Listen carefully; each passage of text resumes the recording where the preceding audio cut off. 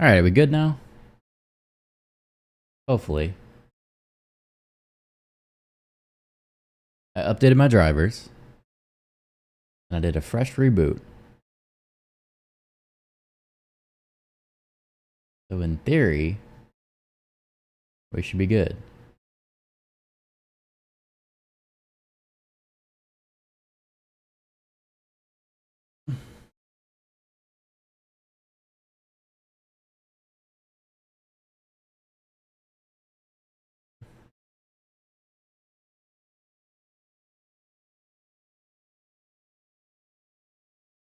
But we will see.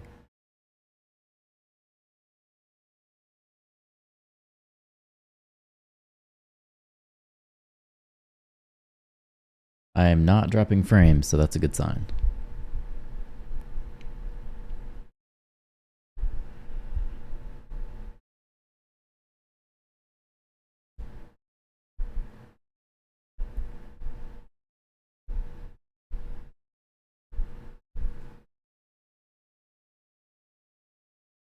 All right, let's try it again.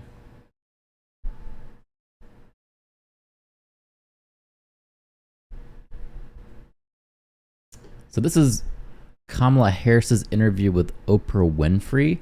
I have not watched this one yet. However, I was told that she does mention shooting somebody in her house in this one, so I figured it'd be kind of interesting to watch and see what she has to say. So welcome to That's good. Hello! Nice. Madam Vice President. Hello. Welcome to Michigan. It's so good to be back. And Governor, thank you for everything you are and everything you do for the state. Thank you. Well, can you see this? We have 1,000 my screens goodness. here Oh my representing people from all over the country. Hi, everyone. Can you Oh my feel? goodness. Can you Yes. feel? Can you feel it? Can you feel I the can. joy rising in here? So they're in Michigan on this one? I can, and I have to tell you, there's so much that I love about our campaign because it really is about the people. And I look around at these screens, Oprah, I look at who's in the room, and this is America. This is. So she's been out actually talking to people, unlike a couple months ago in her campaign where you couldn't find her at all. I got to give it to her. She has been out actually talking to people now, and she looks more comfortable here than some of her past interviews. So maybe she's getting better at doing interviews. This is America. You know, I was saying with a group of friends earlier, I think in this moment where we've dealt with so much that I think is quite exhausting around powerful forces that would try and divide us and Yes. try us to have us as Americans pointing fingers at each other. Yes. That this movement that is about reminding each other that we have so much more in common than what separates us is so critically important. And this is about the strength of who we are as Americans. And this movement that we're in about, as I like to say, seeing in the face of a stranger a neighbor. Yes. Yes. Yes. Right? Yes. Yes. An extension of love thy neighbor, that you literally in the face of a stranger see a neighbor. Yes. And approach. But she's still not doing any non-prescripted questions? Yeah, absolutely. She is not going off the script at all. It seems like her new thing to kind of spin is that she is the candidate of unity and Donald Trump is this person who just wants to divide the country, and he's doing fear-mongering to get votes pretty much. Approach each other with that level of dignity and grace and kindness. Well, that's exactly what happened with the Win with Black Women. I know you've known Joe Taker for many years. Thank you, my That's dear. exactly what happened. She started it. Joe Taker started it. They had to be It's your fault. They had to be called and then said, let's open the door. Yeah. Let's open the door and invite everybody else in, and everybody actually came. Organically. Yes. Organically. Like Yeah. This interview is to secure the female black vote for sure. This is the beauty of our country. There's so much at stake in this election. And ultimately, the question before us is what kind of country do we want to live in? And the beauty of a democracy, as long as we can hold on to it, the beauty of a democracy is each of us has the power Each of us has That's the right. power That's right. to answer that question. That's right. Everybody Right? on this call and beyond has the You see what I'm talking about? The new angle that she's kind of trying to spin here. She's trying to demonize Donald Trump because Donald Trump does do a lot of fear mongering. I'll give him that. Did you see Janet Jackson come out and say Kamala isn't black? I saw a little bit of that on X. I guess her manager issued a statement or something, and then she fired her manager. I didn't see like details, but it seemed a little crazy. power. But can I just start with this? Yes, please. I have to say this because in all of my private conversations, Gail, and I've said this 100 times, Yeah. and everybody is saying it, you all have said it, I know you have.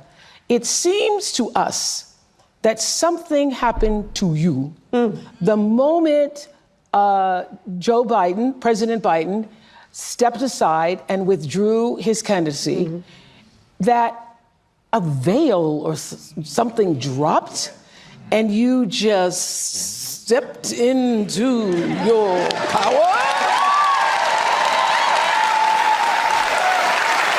I mean, literally, looking at you at a speech like the week before, which was a great speech, very nice, and then the next week I saw you walking in the thing.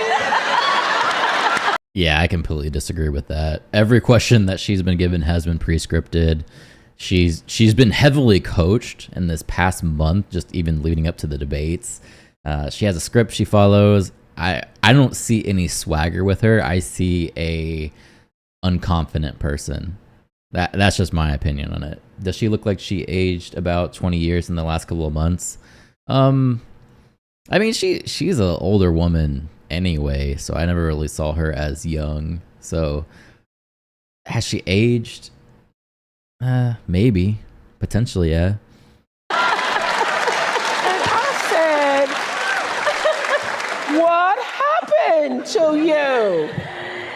You know, we each have those. So I'd like to think that Oprah, she's obviously been interviewing people a very long time. She's maybe throwing out those compliments to kind of like warm her up, make Kamala be more open. I'd like to think that is Oprah just being a professional and her not actually thinking that she has any kind of swagger, because all we've seen is nervous interviews from her. I would like to think that she's the professional and she knows the tactics to get the person she's interviewing to open up. Moments in our lives where it's time to step up. Time to step up. Time to step up, Well, the moment you heard, What's going on, Kurdistan? I mean, I really have been saying to people, it felt like a veil dropped and you sort of stepped through that veil. Did you feel like that? I felt a sense of responsibility, to be honest with you. And with that comes a sense of purpose.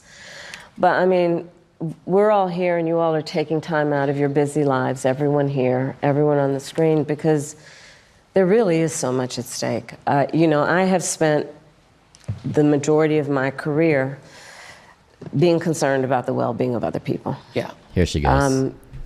She's flipping back into the script. I come from a small town, blah, blah, blah, blah, blah, blah, blah. I'm the prosecutor. Same shit. It's not a real interview. I can already tell that this is going to be pretty scripted. In my career as a prosecutor, I never looked at a victim or a witness and asked them, are you a Republican or a Democrat? The only thing I ever asked them is, are you okay? Are you okay? I know when I heard that. Touch me. And traveling this country and knowing what is at stake in terms of fundamental freedoms, what's at stake in terms of fighting against hate and those efforts to divide us. And I do know that I'm in a position to do something about it. So I felt a great responsibility. And the incredible power of the people, right? Who, I'm not the only leader in this. We're all leaders in this. This is so much bigger than me. It's about who we are as Americans. And it's about making clear what we stand for. And what we stand for is about the ideals upon which we were founded, including the importance of freedom and the importance. I wonder if Kamala brings up having the rich pay their share while talking to one of the richest women in the world. Yeah, like if I was a betting man, she's probably going to go into that. The whole corporations and taxing people, all of this stuff. I said for the longest time that if she wanted to get one up on Trump. All she needed to do was really double down on the abortion thing and not attack him as she was doing, like the Trump abortion ban, blah, blah, blah, blah, blah. Get into what actually Trump did to repeal Roe versus Wade and how that's actually affecting people. Do it in a way that has integrity. Do it in a way that people can't counter any kind of argument. However, she kind of doubled down on just saying, oh, it's the Trump abortion ban, blah, blah, blah, blah, blah. I think people are really looking for integrity, something to just look to the facts. I think people are already out watching an interview like this. They're looking for the media to be dishonest. People are looking for that gotcha moment. And if she would have just came out and been like, this is what happened. Abortion is now at the state level. This is because of voting that was done under Trump's presidency. These are the things that could happen, instead of just saying straight up lies like Trump wants to do a federal ban, like things like that. Like quit lying, hold your integrity, and you'll have more votes. People will actually get behind her. But when she starts saying, oh, Trump wants to do a federal abortion ban, it's like, okay, you're just another politician lying. She's already won over candidates that appeal to like emotion, which is what she's doing right now. She's going to get into a whole lot of emotions. What she needs to do now is pivot to more mathematical kind of thinking people like myself, where she really gets into the nitty gritty of emotions. People who are voting based off of emotion they've already voting for her. Let's be real. She's the candidate of emotion. That's how she tries to get her votes. So if she could pivot now and start talking more about her policies, actually go into details and numbers and things and how this affects the economy, I think that would be where she could actually win. Of independence and the importance of dignity and purpose, but it is also about what we stand for in terms of our values. I think of it this way. I think a lot boils down to values. I just said values are on the line here. Yes. It does. I mean, think about it, Oprah. The idea that some would suggest, and that my opponent suggests, which is that the measure of the strength of a leader is based on who you beat down. Come on. The real measure of the strength of a leader is based on who you lift up. And it's important for us, absolutely, to articulate that. She's talking about Trump when he comes out at his rallies and criticizes Kamala and Biden actually as well, for not firing anyone. He talks about how he fired all these people during his administration. If they weren't doing a good job, he got rid of you. So that's kind of her counter argument to that. The benefit Kamala has in the mainstream media doesn't fact check or raise any issues when she spouts untruth, which has been debunked. Right, she does have the media on her side. I'll definitely give that to her. So even if she came out and she started actually talking economics, nobody's going to fact check her. So she has the benefit of coming out here and looking intelligent without being intelligent. Now, that's not a hit. I'm not saying she's not intelligent, but you know what I'm saying. Like, she could come out here and start spouting numbers and nobody's going to fact check her, and she would look so intelligent. All these people are going to get behind her. The people who are just emotional thinkers are going to double down because they're like, oh, not only does she care about me, but she's also super smart, so I better vote for her. You know, ever since the debate, we feel for our fellow citizens in Springfield. Do you not think about the fellow citizens in Springfield, Ohio, the Haitian families, the non-Haitian families, everybody having to deal with this lie that has endangered the lives of Haitian people and anybody who looks Haitian? Everybody in America feels for that. And everybody in America, left, right, middle, has concerns about immigration. Yeah. And I'm told that Justin, where are you in the audience? Justin. Hello. In our audience. Hello, Madam Vice President. You live in Michigan. Yes, ma'am. Don't you? So they're doing questions. I didn't know that, but I'm sure these are screened questions. Now, the concern people have when it comes to immigration in Ohio is that they don't have the funding to support all these immigrants and they keep coming in. That's why the town is asking for federal assistance. That was brought up at the White House press briefing, that they're saying they don't have infrastructure like hospitals and things like that to support all these people. They don't have a supply chain with grocery stores to feed all these people. That's legit. That's a real concern. We can argue about the whole eating the cats and dogs thing. Maybe that's true, maybe it's not. I don't know where I'm even at on that. There's some videos out there of people claiming that that's true, and police responding. I don't know. We don't even need to really think about that. We just need to focus on, hey, we have a little town. Now all these immigrants are flooding into this town, and they can't afford these immigrants. So what do we do for that? That's the real issue. What are we going to put in place to solve this issue? Has there been any documented Haitian attacks? When I looked it up, what was that, like a week ago? There was nothing. I couldn't find anything where Haitians were attacking the population in Ohio. There was nothing. There's no kind of violence going on. From what I could see from the research that I did, they just can't support them. So they're asking for federal funds to expand their town. You love saying hello, Madam Vice President. I do. What's your question? It's an immigration question. My question for you is, when you become president, what would be your specific steps? Yeah, of course. What would be your specific steps to strengthening the border? So it's a wonderful and important question. My background was as a prosecutor, and I was also I come from a small town family. the elected attorney general for 2 terms of a border state.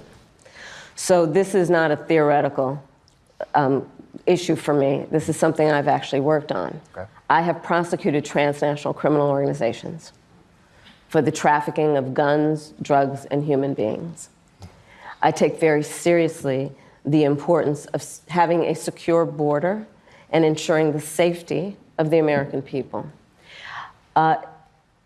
Sadly, where we are now can be traced most recently back to the fact that when the United States Congress, members of the Congress, including some of the most conservative Republicans, came up with a border security bill.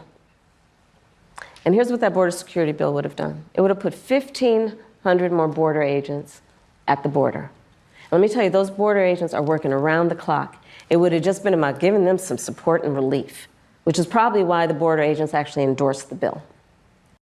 So when she's talking about this border bill, we actually looked that up. It did have a lot of funding for the border, had a lot of funding for immigration, but it also had a lot of different things in it, like funding for Ukraine that maybe people don't agree with. There was a lot of it. For them to just call it a border bill and to say that Republicans blocked it because they wanted Trump to be the guy that comes in and saves everybody from immigration, that's not true. That's not true at all. They're just not being honest. There was a bill that they had that did include funding for the border, but it also included a lot of other things. If they want to have a actual border bill, just do a bill for the border. Just do a bill for the wall. Make it simple, make it easy. That way you can actually be truthful. And see, this is kind of the stuff that I'm talking about. I get it, they're politicians, they're all gonna lie. But for her, she could have came out and she could have been the candidate of truth. If she really wanted to be like this people that's triumphing emotions and helping America, and she believes in the American dream and all that happy bullshit.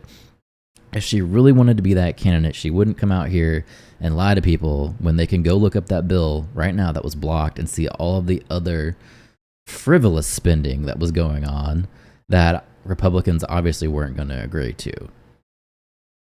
Right?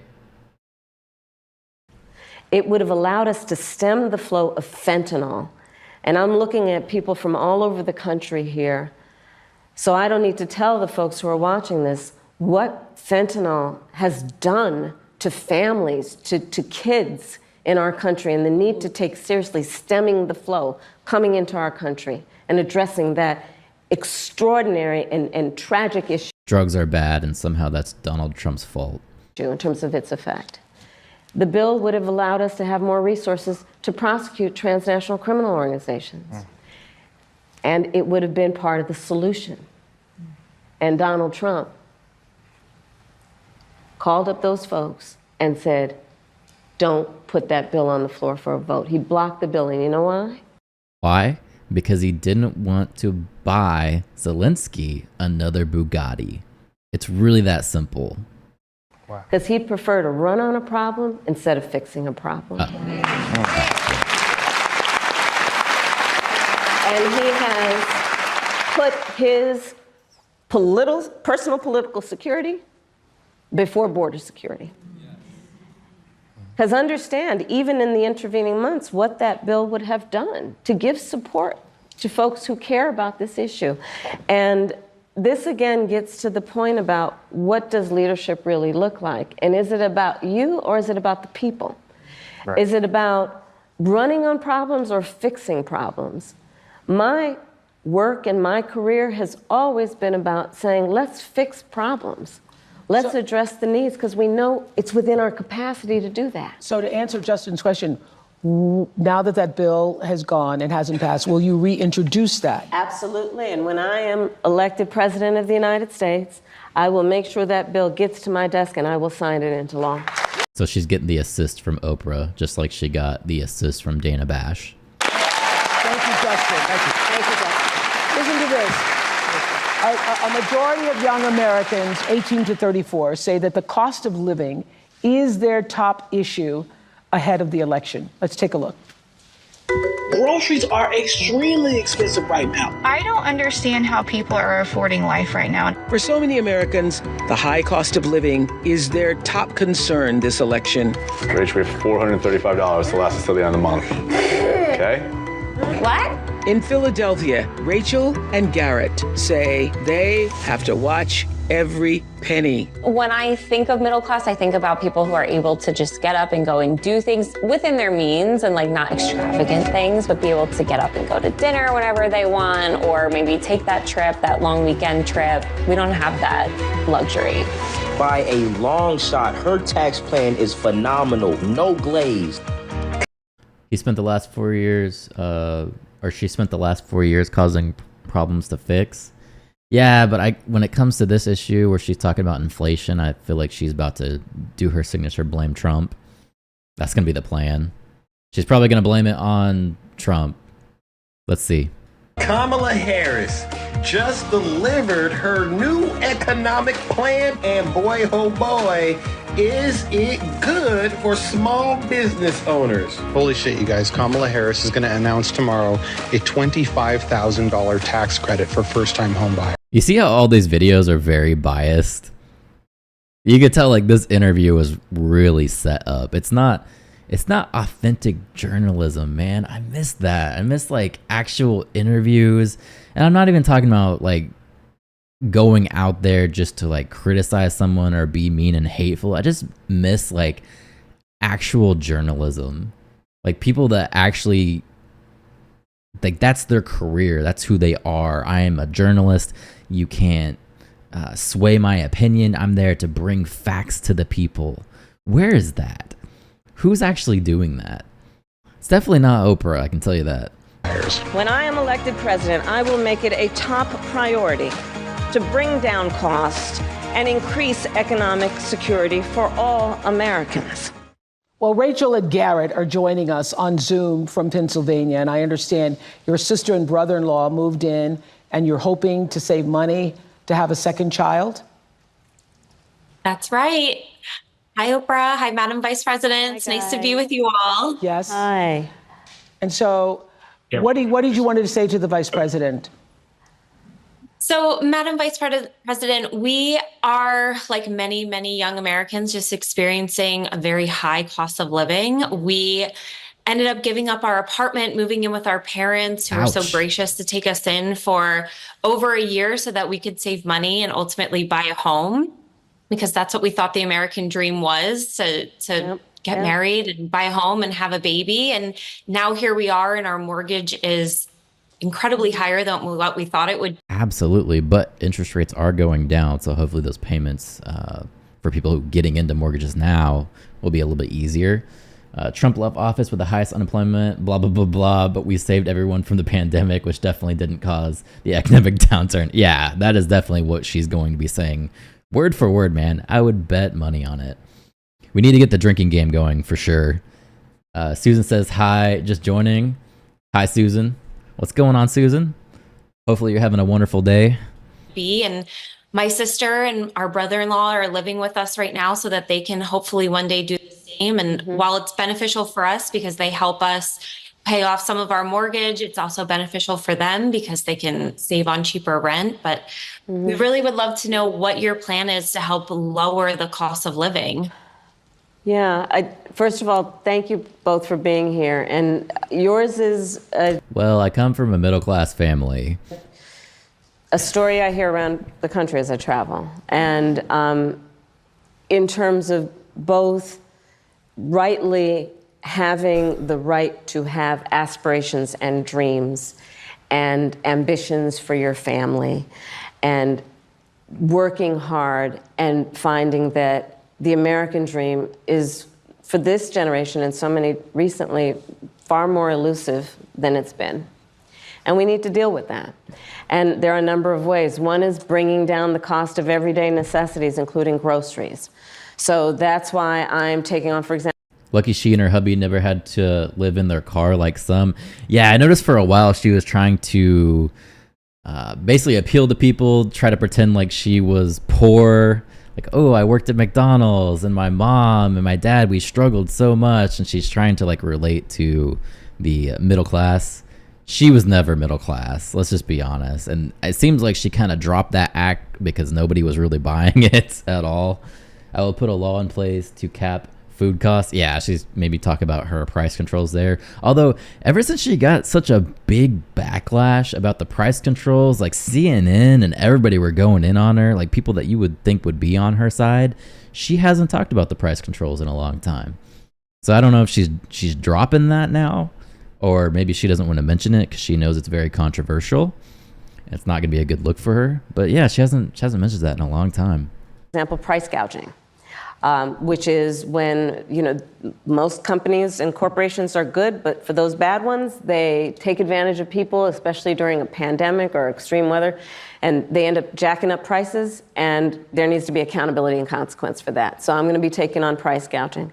But it's also about dealing with what we need to do around home ownership, right? So as someone mentioned during this film, look, I grew up a child of a mother who worked very hard. She raised me and my sister. Bullshit. And she saved up, and by the time I was a teenager, she was able to buy a home. And we grew up actually for a long time in an apartment on top of a childcare center that was owned by the woman. You ever see like a white kid that wants to have street cred, but he's from a middle class family? Like he maybe is a rapper or something, like back in the day. That's kind of what she reminds me of it sometimes. It used to be worse. This wasn't as bad. It used to be a lot worse. This is okay. Like, okay, they maybe struggled to get a down payment on a house. Yeah, I could probably see that. I think her dad was a university professor, so, and I don't know what her mom did for work, to be honest. We've got to have laws for everyone to stop the few. Got it. Heyo, what's going on, King? Nice to see you back. So she's completely written off her dad ever being there, right? Is that what she's saying? I mean, she never really talks about her dad. I'll give you that. Will there be another debate, or is it over? Right now, Trump is refusing to do another debate because they only want to do another CNN debate, which, as we saw last time, wasn't really that fair, even though Trump can waltz into those places and do okay with his audience. He doesn't want to do it. He doesn't see the benefit in it. They were trying to do a Fox News debate, and obviously Kamala is not agreeing to that. So right now there's no debate, nothing. There is going to be a VP debate though. A home back then cost nothing compared to now. Potentially, yeah, that's true. And wages were probably better to get a home. White rapper like B-Rad from Malibu's Most Wanted. Yes, that's what I think about when she tries to pretend that she's poor. Like, she is like the dude B-Rad. That's her. She tries to pretend like she has street cred. She'll even talk about how she loves Tupac and stuff like that. It really reminds me of that, even though she's a prosecutor. She's like full on federal government agent, but she'll try to like get street cred. And it was just weird. Who's winning now? We'd have to check the polls, but if I'm a betting man, they're all going to say that Kamala's winning. Woman we called our second mother because she helped my mother raise us. And she was a small business owner, Miss Shelton. So I'll bring all this together to tell you the way I think about it is, one, when people work hard and have a dream of buying a home, we should give you the opportunity to be able to do that, which is why part of my plan is for first-time homeowners, buyers, to have a $25,000 down payment assistance to buy your first home. And so we kind of talked about this before, this $25,000 that she wants to give out. The issue is people can't afford the payment on a mortgage. So even if you give them assistance with the down payment, they still can't afford anything. So it's not really helping them. And not to mention, when you give out this credit, it's just going to inflate the houses. You know, it's not going to help that much. Kamala is smart, not propaganda news. I mean, Fox News. Let's see. Because people just need to be able to get their foot in the door, and then you'll do the hard work. Part of my plan is what we need to do to support small businesses, because my second mother was a small business owner, and I love our small businesses and our small business owners. They are not only business leaders, they are community leaders. They mentor, they hire locally, and we have so many entrepreneurs in our... You know, Chad's right. She never talks about her dad. I've never heard her talk about her dad.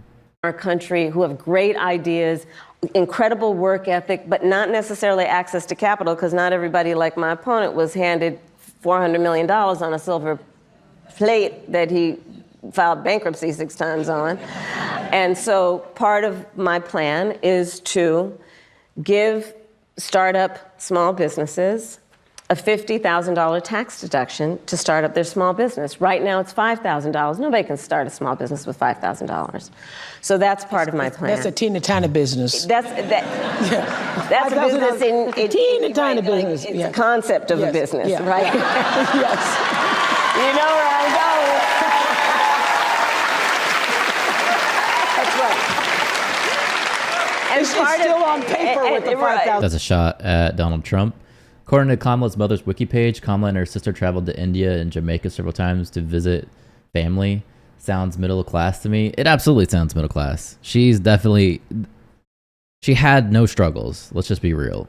No struggles at all. And that's okay. Like, good for them that they had money. I'm not hating on them for having money. But again, it kind of goes back to her trying to be like the typical white rapper that lives in the suburbs. That's just what it reminds me of. Where's the money coming from? Taxpayers, absolutely. Concept, shots fired. Yeah, definitely. That was definitely a hit at Trump. Right. It just hasn't happened, right? Part of to speak to you guys and your family and your dreams is what we need to do around giving middle-class families tax breaks. And so part of my plan is also to extend and expand the child tax credit to $6,000 so that you can, in the first year of your child's life, have the resources to be able to buy a crib and a car seat and clothes for your baby, knowing that's such an extraordinarily important time in their development, and you shouldn't have to worry about how you're going to take care of their basic needs. All of this and more is part of what I plan to build, and I call it an opportunity economy. And it's basically about creating opportunities, knowing so many people have the ambition, have the aspiration. So all these OF creators are getting tax breaks on top of making thousands a month. I mean, they could. I don't know if you're joking or not, but that is technically a business. Starting a YouTube channel, that is a business that you can get your tax breaks for. So yeah, I guess that's what's going on. Aspirations are working hard, but just need opportunity to reach their goals and their dreams. I saw you smiling with that $25,000 credit for the home. I saw that smile on your face and the $6,000. Thank you all so much. I want to just introduce to Shelby, who's also in our virtual audience. Here we go. Thank you guys. Another question. Shelby from Virginia, who's also struggling with the cost of living. Tell us your story, Shelby. Why? Hi, Madam Vice President. Hi, Oprah. I'm 24 years old. I'm a graduate student living with my parents, and I want to move out next year and potentially buy a home. And I'm concerned about the affordability of one with the extra costs and bills that I'm paying now, along with the bills and costs I will pay in the future too.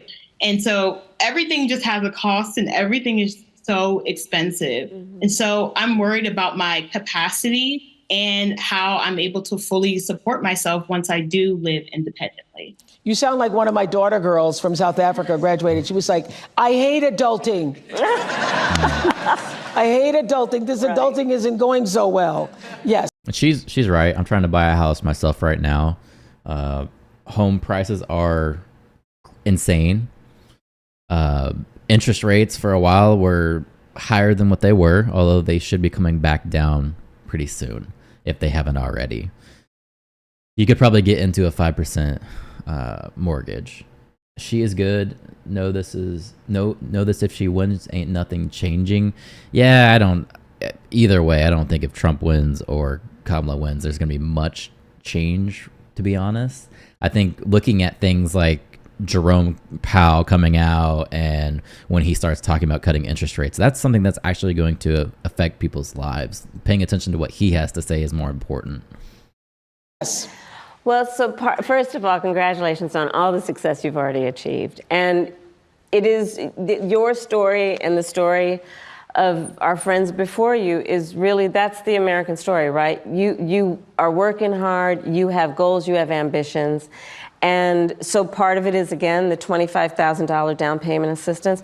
Part of it is what we need to do to also push back against a very different vision for our country. Because look, in this election, there are two very different visions for our country.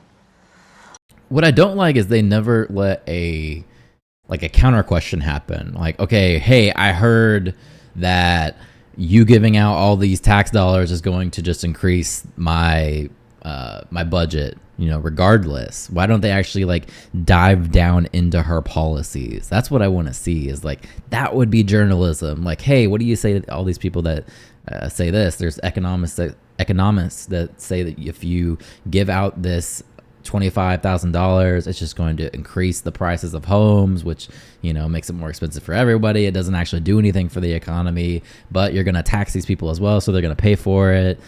Things like that. Why don't they actually have real questions?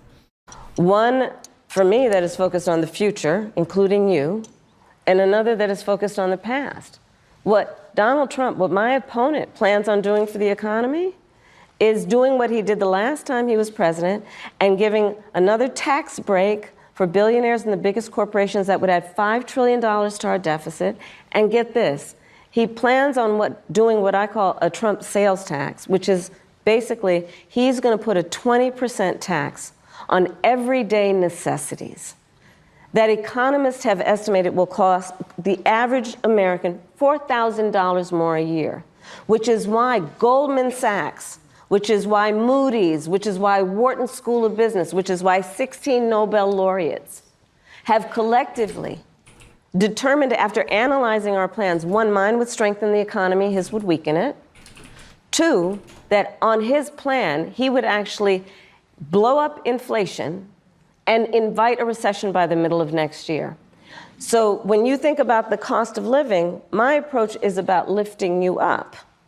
His would be about actually weakening our economy. And I feel very strongly So I just want to fact check her real quick, and I'll bring it up. I got to bring it down real quick. Where is it? Continue without support. Kamala Harris once again touts Goldman Sachs' review of her economic plan after firm CEO dismissed it. So they do not support her. I don't know what she's talking about. An individual, when a small business, when a family, when the middle class is strong, America is strong. Amen to that. Amen to that. Thank you, Shelby. Thank you, Rachel and Garrett. So the Harris campaign kicked off the Fighting for Reproductive Freedom bus tour to support the fundamental right for women to make decisions about our own bodies. And here is a short tape on that. I did something that nobody thought was possible. I got rid of Roe v. Wade. After Roe v. Wade was overturned, Tennessee put forth a ban immediately that banned all abortion with no exceptions. Abortion bans are not pro-life. They are pro-poverty and pro-inequality. It's been over 2 years since a 5-4 ruling by the Supreme Court ended Roe versus Wade, the landmark case that provided nearly 50 years of abortion rights across the United States. Since then, abortions have been banned in over a dozen states. Many women and doctors say the limits on reproductive rights have forced them into unimaginable situations. These policies do not reflect evidence-based medical practice. They do not keep my patients safe.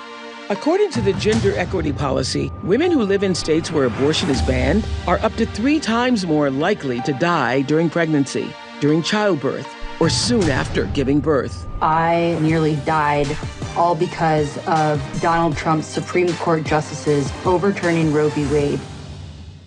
So for the millions of you who watched the Democratic National Convention, you will remember Hadley Duvall telling her incredibly powerful story. And in case you didn't see it, here's just a brief look. Growing up, I was an all-American girl. Varsity soccer captain, cheerleading captain, homecoming queen, and survivor. I saw this at the DNC. A woman's body is not a political target. Her body is between her and her physician. Yeah, and I completely agree. And that's what I was saying kind of at the beginning of this video, is that if she would have ran with this abortion issue and been truthful in the way she did it, I think this would have been a slam dunk. It's still a slam dunk for her, to be honest, because you're pretty much winning over all women because nobody wants any of these laws put into place that's going to potentially not let them get health care. But you know what I've noticed though, and this is not to say that I'm for any of these bans, but even though they do have these laws in place in these states where you can't get an abortion, you can still get the abortion pill from Amazon. Like, you can still order it online and still get an abortion. Obviously, then maybe if something goes wrong, you'd have to like go to a physician, and then maybe the physician wouldn't want to treat you or something. You still have to go cross borders. But yeah, they still sell those pills on Amazon, which I don't know. I thought it was interesting.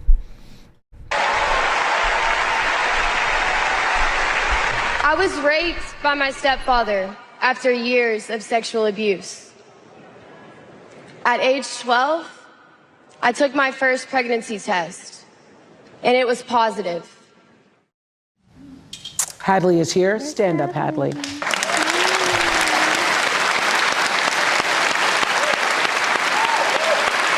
This is the one issue when it comes to Kamala where I'm like, yep, that's going to get votes. She's right. She is right.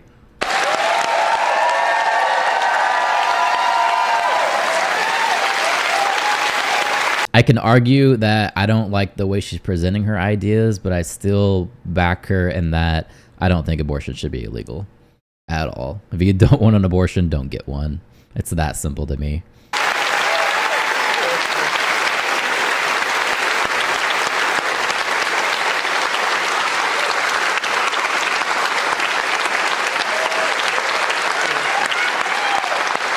I can tell you, we are all standing up because we are so impressed by your courage to stand up and share your story. Where did that come from, the strength to do this? Because I'm sure... Is her stepfather in prison at least? I don't know. Hopefully. Hopefully he is locked up and the inmates are giving him prison justice. You thought long and hard before deciding to go public with your story. When Roe v. Wade was overturned, thanks everybody, I woke up with a harsh reality of my abuse was over, but my story is not. And I just could not fathom thinking about the other Hadleys out there that don't have that choice, that don't have somebody to go to. So being able to find courage and be the light for them, that's really what I do it for. And so what do you want to say to other people who are voting in this election regarding what happened to you and what that means?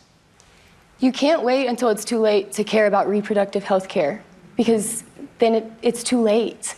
And when it affects you, it hits, and you can't deny it. You can't look at someone with a story like mine and say it didn't happen. And there are more people like me out there, and there are gonna be so many more who deserve their options. They deserve their choices. Let's get involved. We have someone who's willing to hear us at a level like never before.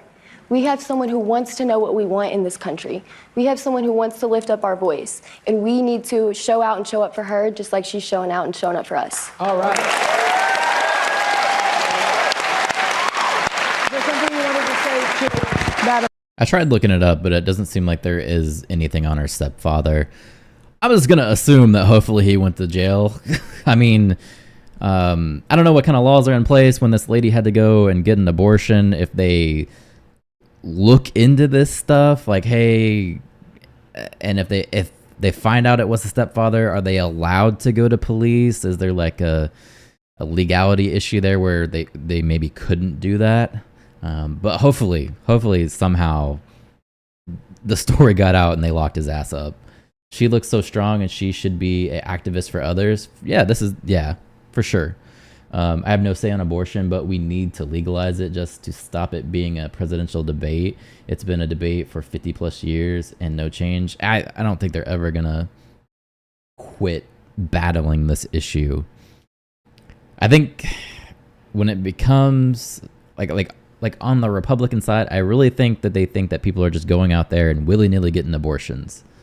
Like, that's people's first form of birth control. Like, people are just going out there and they just, had a wild Saturday night and now we just go to the abortion factory and we take care of it, which is wildly not true. If that were the case, people were actually doing that, then maybe I could see being against it. But I think it's a serious decision. It's not your first line birth control, and I don't think most people are treating it like that. Madam Vice President. Madam Vice President, I just want to say thank you. Thank you for seeing us, for hearing us when the Supreme Court won't.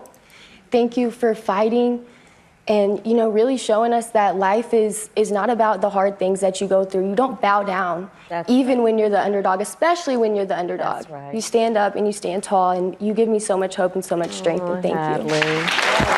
She's like, yeah, give me the votes. Give me them votes right now. For coming all this way. I hope you continue to use your voice. I hope you continue that. This week, the case of a young woman who lost her life after the abortion ban took place in Georgia made national headlines. Amber's case came to light through the reporting of journalist Kavitha Sarana with ProPublica. And so listen to her story.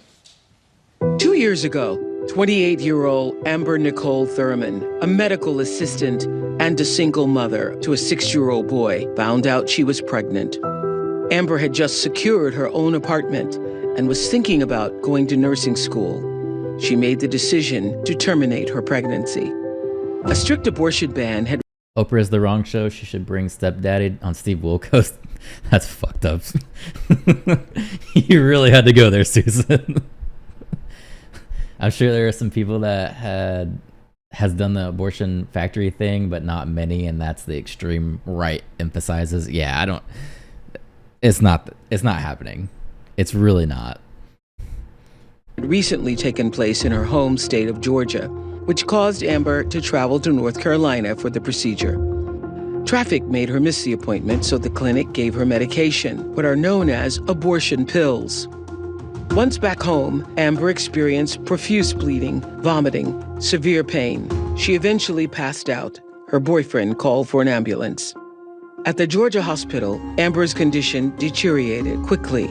In a rare occurrence, it was discovered her body had not expelled all the fetal tissue and an infection was spreading. Official Georgia State medical expert analysis of her case says Amber should have... Didn't it come to light that this Amber lady dies from a chemical reaction to the abortion pill? I don't know, man. Let me look it up. Received a life-saving D&C, but doctors waited 20 hours before deciding to take her to surgery. Amber's blood pressure had taken a dive. Her organs had started failing. In the operating room, her heart stopped. On the way to surgery, Amber's last words to her mother were, "Promise me you'll take care of my son." Amber's mother, Shanette, and older sisters, CJ and Andrika, are here, and they wanted to be here tonight to speak out for the first time. Ms. Shanette, what do you want us to know about Amber's story?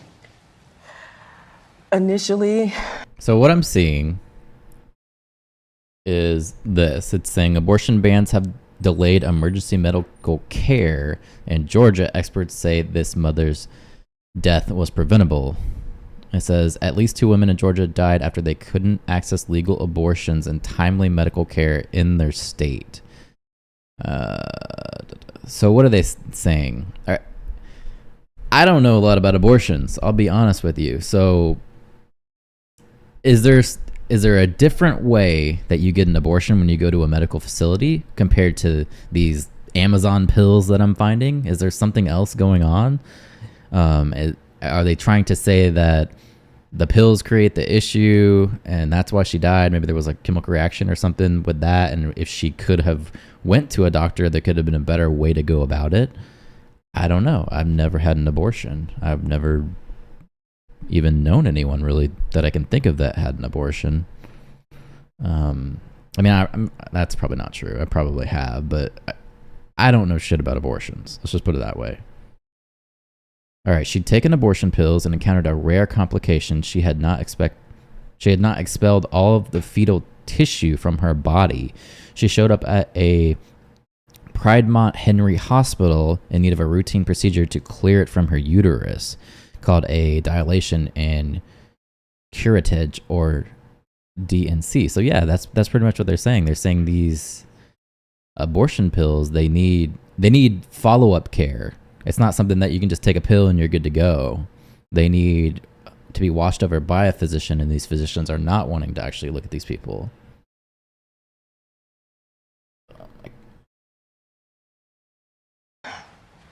I did not want the public to know my pain. I wanted to go through in silence, but I realized that it was selfish. I want y'all to know Amber was not a statistic. She was loved by a family, a strong family, and we would have done whatever to get my baby, our baby, the help that she needed. When ProPublica came to my home, I pushed them away. No,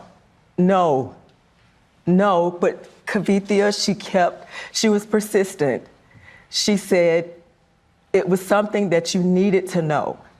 You have to hear me. Women around the world, people around the world need to know that this was preventable. 2 years later, after speaking with my daughters, because I lost strength, I lost hope, you're looking at a mother that is broken. Mm-hmm. The worst pain ever that a mother, that a parent could ever feel. Her father and myself and the family, you're looking at it. Well, we appreciate so deeply you being here. And we're all watching you hear that tape and those words.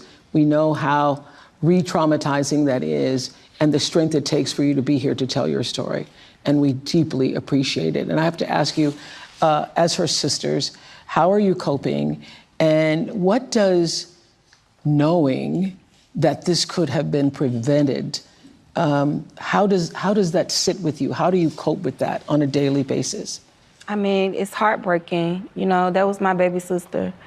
I loved my baby sister, you know. How long does she have the tissue in her from she took the pill? A few days doesn't do that to you unless she is allergic to the pill. I have no idea. You know, honestly, this is the first time I've seen the interview with the mom. Got me. I'm beyond hurt, disappointed. I feel guilty. I wish I could have helped her, because she was suffering. And we had no idea. We trusted them to take care of her. My sister works in a clinic in the UK. So what's your opinion on this? Like, what do you think happened? Because to me, it just sounds like she took the pill and it wasn't really with the care of a doctor because they weren't allowed to give her care because of the abortion ban. And it kind of led to this, to the point of her needing to go to the hospital, and then she died. So what are you saying? What should have happened here? I mean, obviously she should have been able to just go to a doctor initially, but with the state she's in, she can't do that. So what happened? There's a good article on this lady in the Washington Post, but I'm not sure if it's a reliable news source or not. I'll pull it up and see what they got. And they just let her die because of some stupid abortion ban. They treated her like she was just another number. They didn't care for her as if, she was their daughter or their, granddaughter. Yeah. And she's not here. She'll never come back. Yeah. Andrika, what do you want to say? I want to say that it's very disheartening that my sister was allowed to suffer for 20 hours. She suffered. It was nothing that we could do to help her. We trusted the healthcare professionals to do their job and save her, but they failed her. Well, I think there's a paywall. The most powerful thing that you've said here, Ms. Jeanette, is that your daughter is not a statistic. She had a life. She was loved by her sisters, loved by her family, loved by those who knew her, and she's not just a statistic. And we are happy to speak her name tonight in this room, talking about what this country needs in terms of reproductive rights. I don't believe it has anything to do with the ban. Was she prescribed this pill or did she buy it online? Well, aren't they saying that because it was banned in the state that she would have had to buy it online? And freedom. What do you want to say, Madam Vice President? I'm just so sorry. And the courage that you all have shown is extraordinary, because also you just learned about how it is that she died.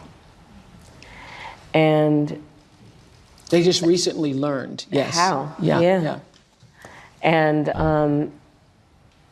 Amber's mom shared with me that the word over and over again in her mind is preventable. Yeah. Preventable. That word keeps coming to her. And this story is a story that is sadly not.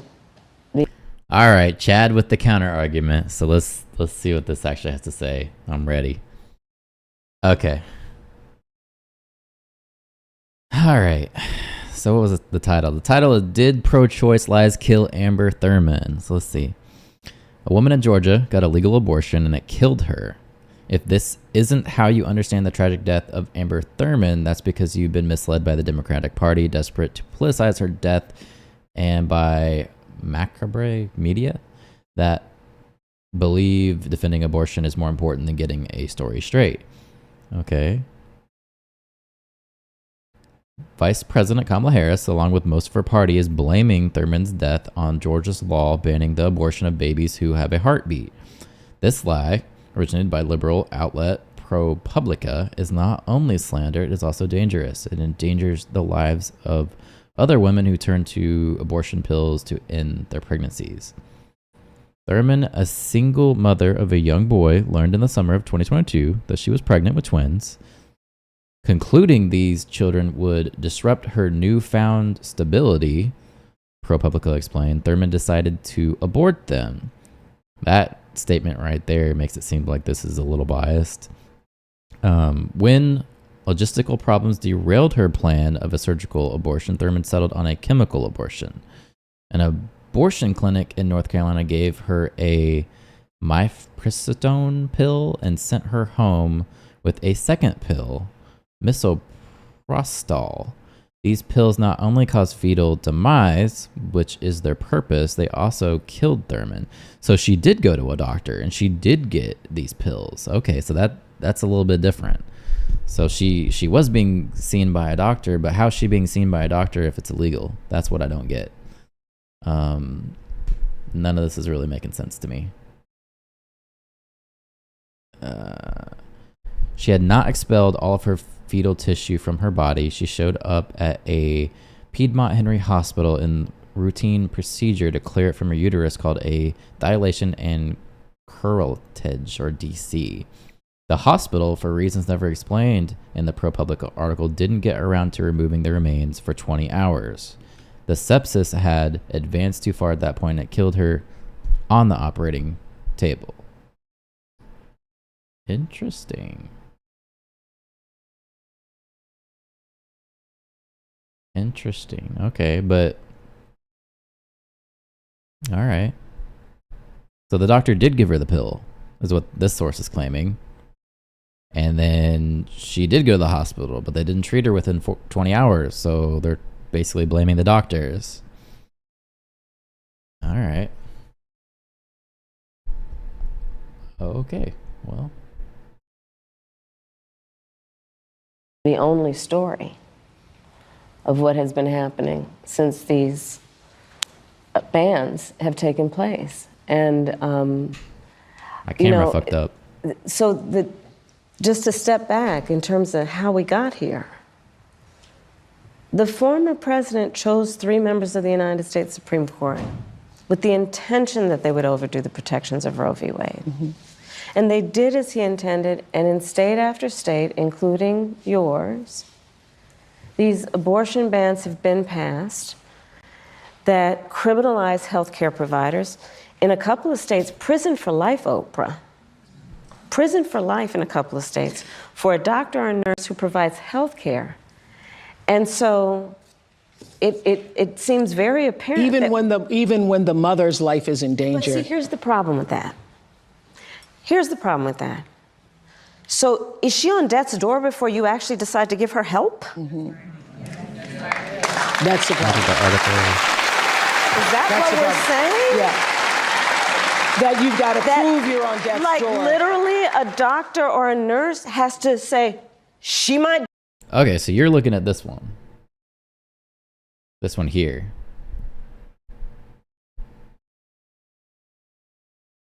My camera overheated, but that's okay. Fact check. Harris in Georgia blames woman's death on state abortion law. Okay, so here's the claim. Now we know that at least 2 women, and those are the only stories we know here in the state of Georgia, died because of Trump's abortion ban, Harris said. Okay, sure. Where the facts?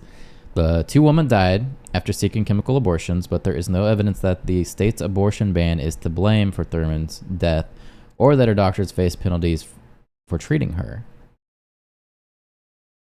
In 2019, Georgia passed a law banning abortion after 6 weeks, approximately when fetal cardiac activity can be detected via ultrasound. All right. But Thurman was approximately 9 weeks pregnant with twins when she traveled to a North Carolina abortion clinic where she was given the medication to actually get the abortion. So it didn't stop her.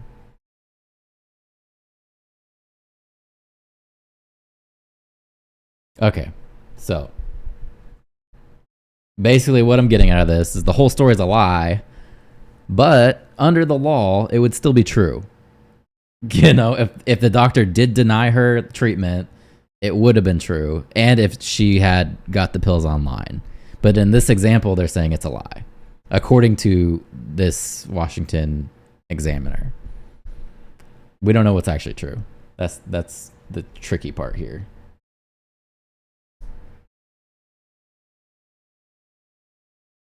Again, not sure about how biased Washington Examiner is. Yeah, we don't know. Kamala is talking facts about the Supreme Court judges. All MAGA politicians are over 40. Child-rearing days are over, most of them. Yeah, I'm with you. I think, I don't know if we're going to take the story as true from this article, but even if the story is not true, it could happen. That's where we're at. So it doesn't really change things for me. Like ultimately, yeah, it's convoluted now and they throw in all this BS and all that, but either way, potentially it could happen. And maybe it did happen. And it looks like it did happen because they're crying. So who knows? Die any minute, better give her now care. Because otherwise I might go to prison for life in some cases. Think about what we're doing in terms of saying that certain people who are in these state houses, and then starting with the former president of the United States, think they're in a better position than a doctor or a nurse to determine when their patient needs medical care. This literally, and Amber's story highlights the fact that among everything that is wrong with these bans and what has happened in terms of the overturning of Roe v. Wade, it's a healthcare crisis. It's a healthcare crisis that affects the patient and the I know they would never ask that question, but part of me just wants them to be like, hey, did she get these pills from a doctor? Was she seen by a doctor? Was she under medical treatment anyway, even though it is illegal? I know they would never ask that because it's not, their kid just died, but I want to know the truth. Profession. And going back to Hadley's story, and Hadley, you've been so remarkable in telling your story and being so strong in the way you do it. And both of these stories really, the courage. Y'all, I love that. That's a big takeaway because we're all feeling really good right now. But what really matters is what are we going to do? Absolutely. What are we going to do? Thank you so much, Star. I see somebody else on the screen, Julia Roberts. Hi, Julia. So Kamala, my opinion, she wins the abortion issue. That's going to get her all the votes, especially from women, of course. And, Trump definitely is losing on that side of the house. Moving on to a different question, though. Let's see what else they have that are pre-scripted questions. Hi. I heard you were so excited you wanted to be here tonight. Why? Well, first of all, Oprah, thank you for hosting this, because I guess if I started a voting club, it would be... Sepsis is the first thing the hospital should have looked for. Steroids and antibiotics are the cure.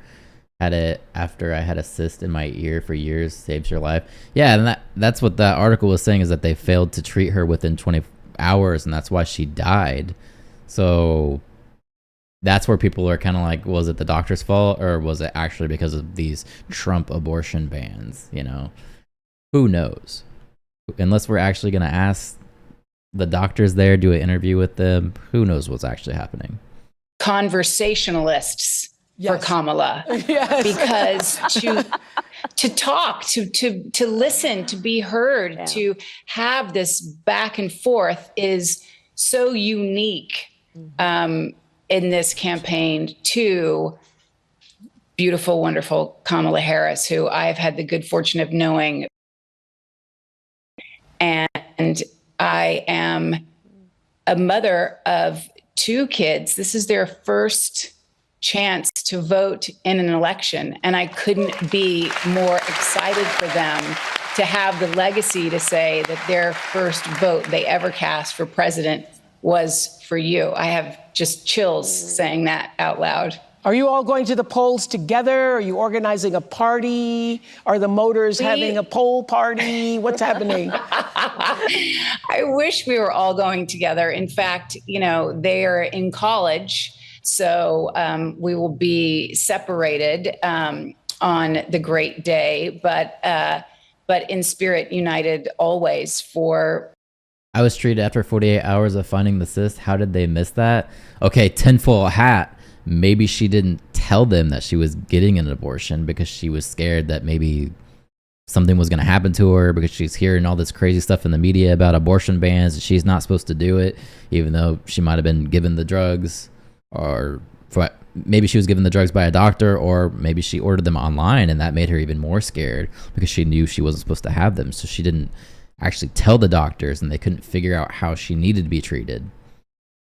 What we believe in and what we, I feel like it's interesting. We talk so much about being Americans united for something, but this has become such a a global representation of our country and what we stand for. And I don't know who this lady is. Is she supposed to be important? I'm not into like actresses and like knowing who all those people are. Is she somebody that's a big deal?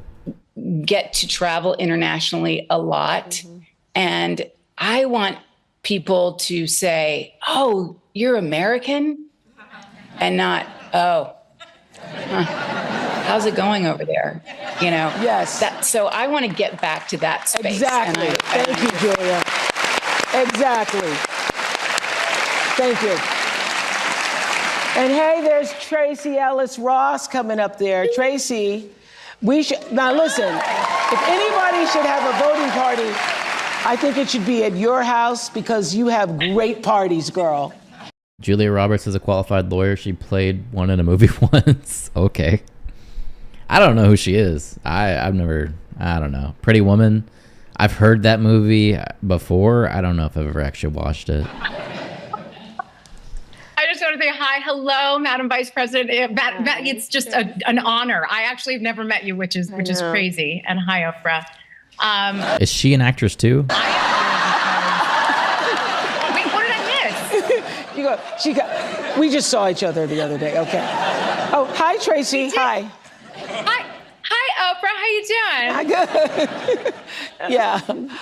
Okay. This is exciting, though, isn't it? Isn't it exciting? It's exciting. It's exciting because I believe in democracy. I believe in the future of our country, in reproductive freedom, bodily autonomy, women leading. I believe in decency. The idea of leading with joy and kindness has always been in my DNA. And I'm here both for the seriousness of this election, but the joy with which it is being handled. It is stunning. And then I also really want to remind everybody, it hasn't been mentioned, but voting up and down the ballot is incredibly important. Your freedom and your daily life are all the way up and down that ballot. People are policies, and we need the right people in all areas, all positions. And then I would like to say to you two women, thank you for what you represent, because as a 52-year-old childless woman, I want to say to the people who think that a woman's worth is measured in her baby count. I mean, shout out to all the amazing mothers, but That's Diana Ross's daughter, actress. I don't know who that is either. You got me. You got me on that. I've heard of Pretty Woman, so you tell me like she's the actress in that, but I never watched it. childless women have been mothering the world and elevating culture as aunties, godmothers, teachers, mentors, sisters, and friends, and the list goes on. And you do not need to push out a baby to help push humanity forward. Amen to that. Thank you so much, Tracy Ellis Ross. Thank you so much. Oprah doesn't have any kids either, right? So another important issue this election is, of course, our safety. And just 2 weeks ago, our country experienced yet another horrific school shooting. Watch this. Oh, here we go. It's 10:30 a.m. at Robb Elementary in Uvalde. The school is recognizing my 10-year-old daughter, Lexi, for receiving all A's. 30 minutes later, a gunman murders her, 18 classmates and 2 teachers. In the last 25 years, there have been 417 school shootings in the United States, and more than 383,000 students have experienced gun violence while at school. More children and adolescents are killed by guns each year than any. This is where I start thinking about homeschooling my kids.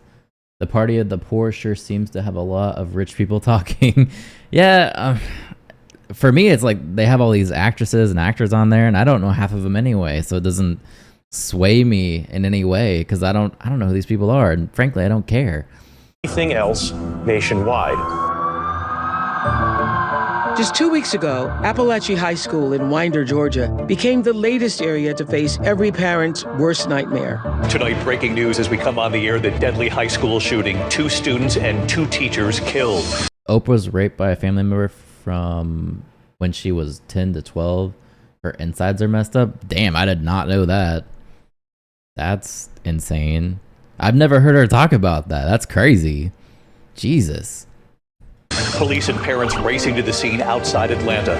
Oh my goodness. There is a shooting at my granddaughter's school. We had to drag our teacher's body into the classroom. We heard him take his last breath. We live in a country where 383,000 children have been exposed to gun violence. Now just sit with that number for a second. It's a number until it's your child. Her uncle? This is not normal, y'all. Yep. This is not normal, and this is not right. Other people in other countries do not have this issue. We, Americans, we have to do better. We have to do better.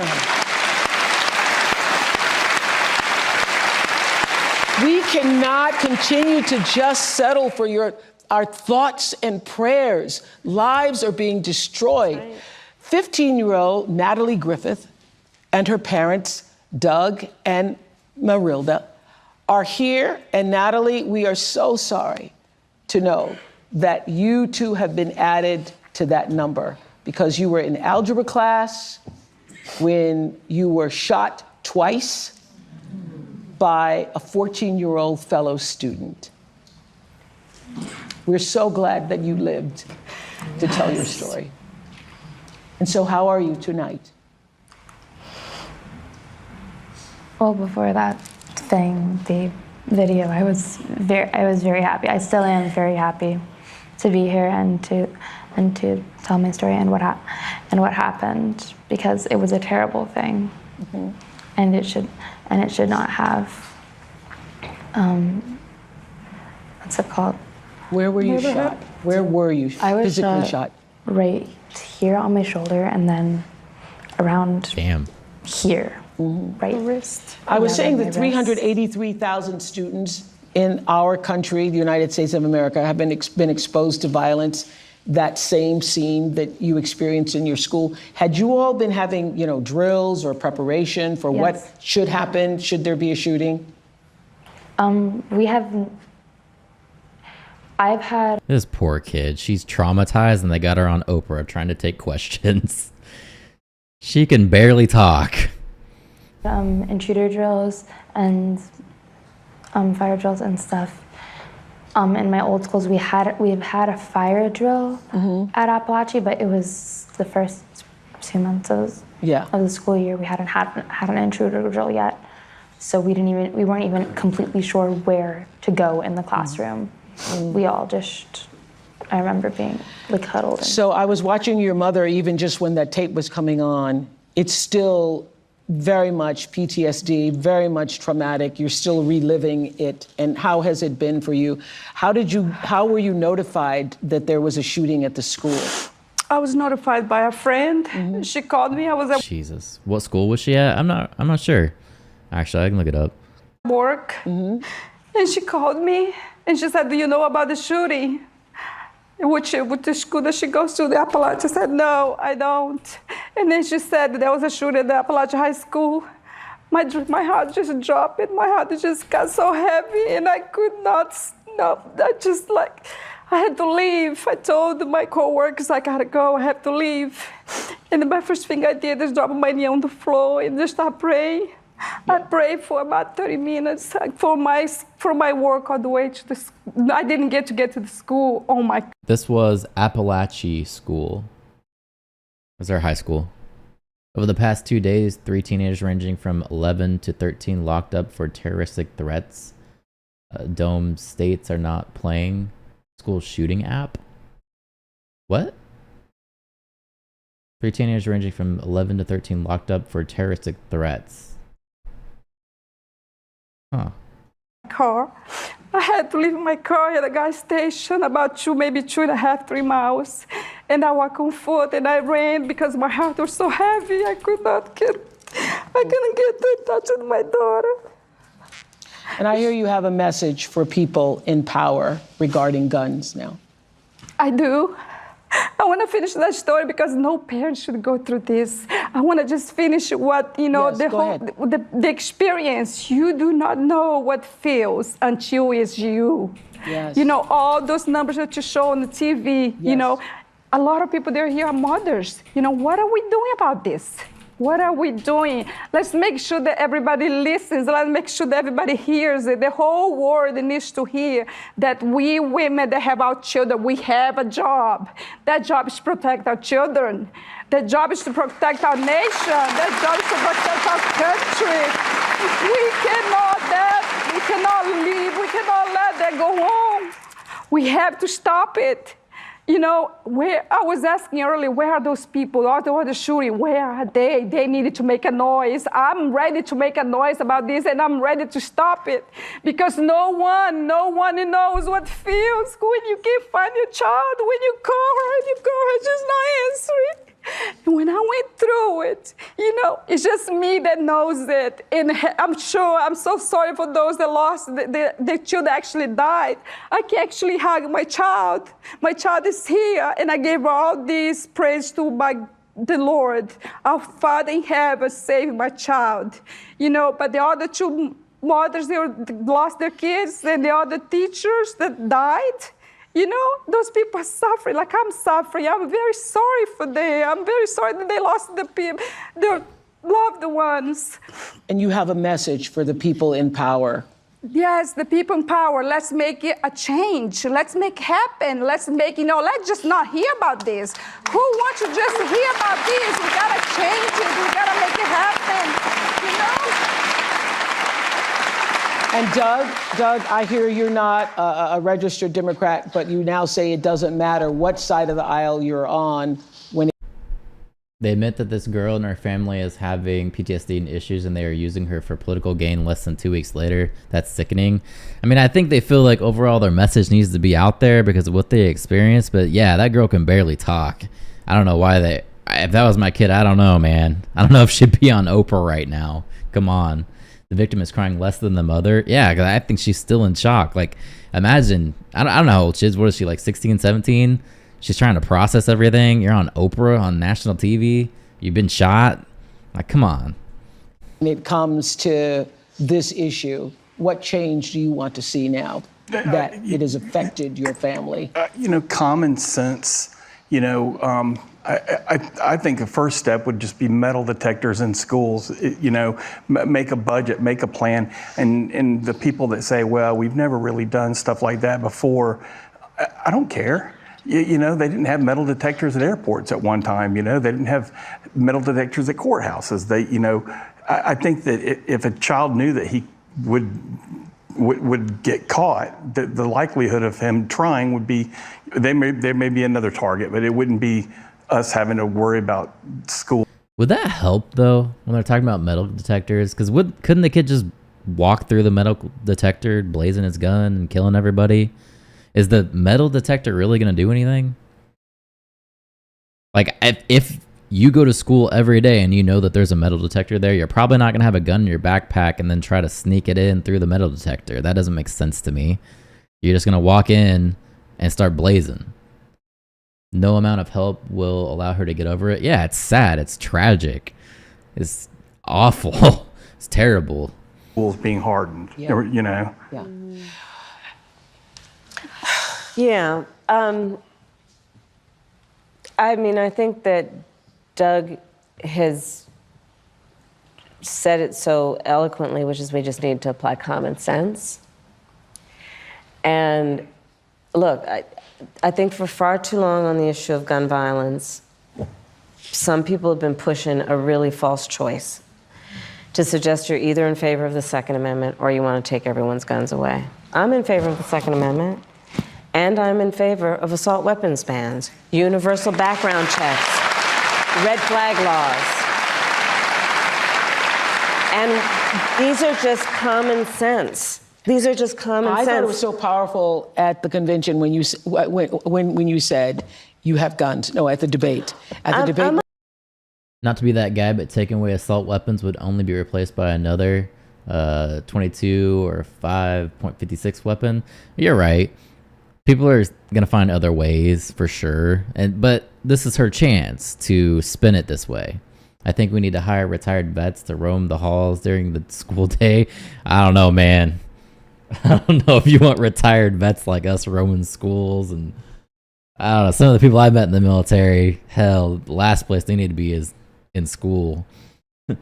This is a feelings meeting. I haven't seen Oprah shed a tear. I mean, that anytime you watch Kamala, it's all about emotions. It's rarely actually about policies. Here, she's talking about taking away your AR. So she's trying to say she's not taking away guns, but what is it then? If you're banning these assault rifles, you're taking them away. When she's supporting mandatory buybacks, that's taking guns away. So I don't know what she's talking about. Vets or veterans? Yeah, let's do vets instead, not veterans. I'm a gun owner. Tim Walz is a gun. I did not know that. If And I thought somebody that was breaks in powerful. my house, they're getting shot. Yes, I hear that. That kid just explained all of her trauma from getting shot, and here Harris is talking about shooting people. Read the room, lady. Come on. I hear that. Probably should not have said that. But my staff will deal with that later. But you have been a gun owner for a while. Yes, I have. Yes. This isn't really an interview either. No, this is scripted. Even the videos, you could tell, swing to an agenda. It's all a game. That's all it is. But here's my point, Oprah, is that I'm not trying to take everyone's guns away. I believe in the AR. Second Amendment, but we have to agree that, look, I did last fall a college tour with college-age young people, so I also did trade school. What's going on, Paul? You just missed the part where Harris said that she was going to shoot somebody after just talking to a child who was shot in a school shooting. So there's how I catch you up. And packed audience every time in their auditorium, and I would ask, please raise your hand if at any point between kindergarten and 12th grade you had to endure an active shooter drill. Almost every hand went up. It was bone chilling. Yeah, this is the way our kids are living. Yeah. And think about it. You know, I grew up, we had fire drills only. Well, I grew up in California, we also had earthquake drills. But the fact that our children are sitting in a classroom where they should be fulfilling their God-given potential and exploring the wonders of the world, and some part of their brain realizes somebody could bust through that classroom door with a Arse kissing interview. Yeah, that's what I was saying before, where I really miss journalism. And I don't, when I say that, I'm not saying that they have to come out and be hateful and try to do the gotchas and all that stuff. I'm just saying, like, actual interviews, actual questions, what the opposite side is saying. Can you explain, like, your counter argument to that? You know, being respectful while still asking good questions, not fluff questions. A lot of her questions are like, do you think cancer's bad? Yeah, cancer's bad, right? Yeah, we can all agree cancer's bad. Oh, my mom died of cancer. No way, because my aunt also died of cancer. Oh, okay, great. Now vote for me. That's what it feels like every time I watch Kamala. Every time. It's like, so, can there be a real journalist that actually asks her something? And can she agree to do an interview where a real journalist asks her questions? Probably not. Don't forget nuke drills during the Cold War. Those desks were used for anything. Oh, yeah. I remember that. Yeah, hide under your desk. That's going to save you. I'm chilling. Going to be a nice day here. That sounds great, man.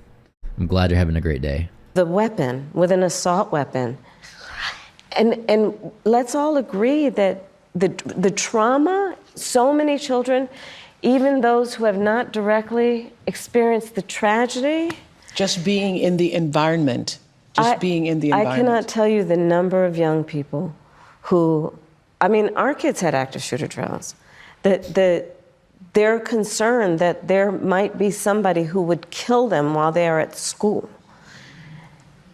So I grew up in the Midwest, and we had tornado drills where they would take us all out of the classroom and line us up in the hallway, and we would do the tuck and cover with your head towards the wall, and they would line all these kids up like that was gonna do anything against a tornado. If anything, that made us worse off. I'd like to see her go on some podcasts. Yeah, that would be great. Like a nice neutral podcast where the guy, he's not trying to press her, but he's asking like legitimate questions. That would be great. She's talking to the middle class. This is not the sign of a civil society, and it doesn't have to be this way. It does not have to be this way. But we need to have the courage to act. I mean, look, my opponent, when he was told and knew about a shooting of a young girl, you know what he said? Get over it. Get over it. No, we're not getting over it. No, and to the point, everyone should have a sense. He didn't actually say get over it. I'm gonna pull that up because that's some bullshit. Of collective responsibility for the children of our community. Yes. And understand their right to live and be safe. I have personally prosecuted homicide cases. I know I've seen autopsies. I've seen what these weapons do to the human body. And we've got to agree that, in particular when we're talking about something like an assault weapon, it's literally designed to be a tool of war. So it's not actually what he said. What he said, they took completely out of context, even though it didn't sound great.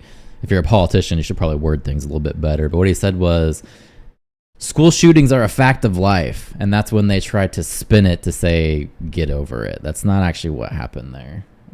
It's completely spinned out of control, although he probably should have picked some better words.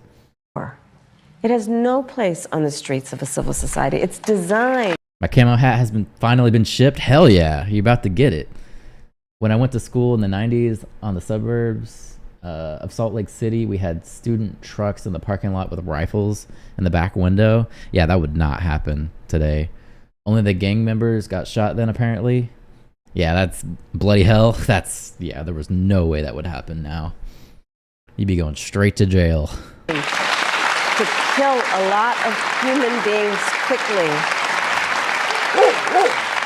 And there are things we can do. I mean, thankfully, over the last 3 years, we've done some, but it is common sense. It just seems like common sense we would see this. I think that the majority of Americans agree with you that we do not want assault weapons in the hands of children and other people who have no business with those types of weapons. I mean, yeah, we can definitely agree to that, but we blame the parents. Why did the kid have access to an assault rifle? I think the last one, they said his father gifted him an AR, which is just stupid. And why wasn't it locked up with a key that he didn't have access to? The whole thing is just stupid. Back in my days while going to work in Atlanta, there used to be constant shootings and we just got used to it. That's a terrible way to live. But there was also no school shootings either. Yeah. So what is it? Why was there school shootings? Why is there school shootings now and not back then when kids had probably more access to guns at the time? We know this is true. So we thank you, Natalie, and your family for being here. And good luck in that marching band this year. I hear you're going to go out for the marching band still. Thank you for inviting us. Thank you. Unfortunately, it's a sad moment for us, but I wanted to make sure that, we came because we needed to be heard. And we needed to, change has to be made, and we're ready to fight for this. Thank you. Thank you. Okay, Sorry, we want to hear what's up. going on in another battleground Agreed. state. Tracy is a regional organizing director in Nevada. Tracy, tell us how things are going for you. Hi. Hi, everybody. I'm Tracy Lee, a regional organizing director in Nevada. I am the Silver State this year because there's so much on the line. From healthcare to lowering costs, these issues impact all of us. My team and I have been building relationships with voters across this state because here in Nevada, we know that enthusiasm alone does not win campaigns. organizing does. So all of you watching tonight can become organizers, whether you talk to your sister, a roommate, or a grandparent about why you're so excited to vote for Vice President Harris. You are organizing and energizing other supporters. So please go to go.kamalaharris.com to find ways to help and enjoy the rest of tonight's event, and let's get to work. Let's get to work. Let's do something.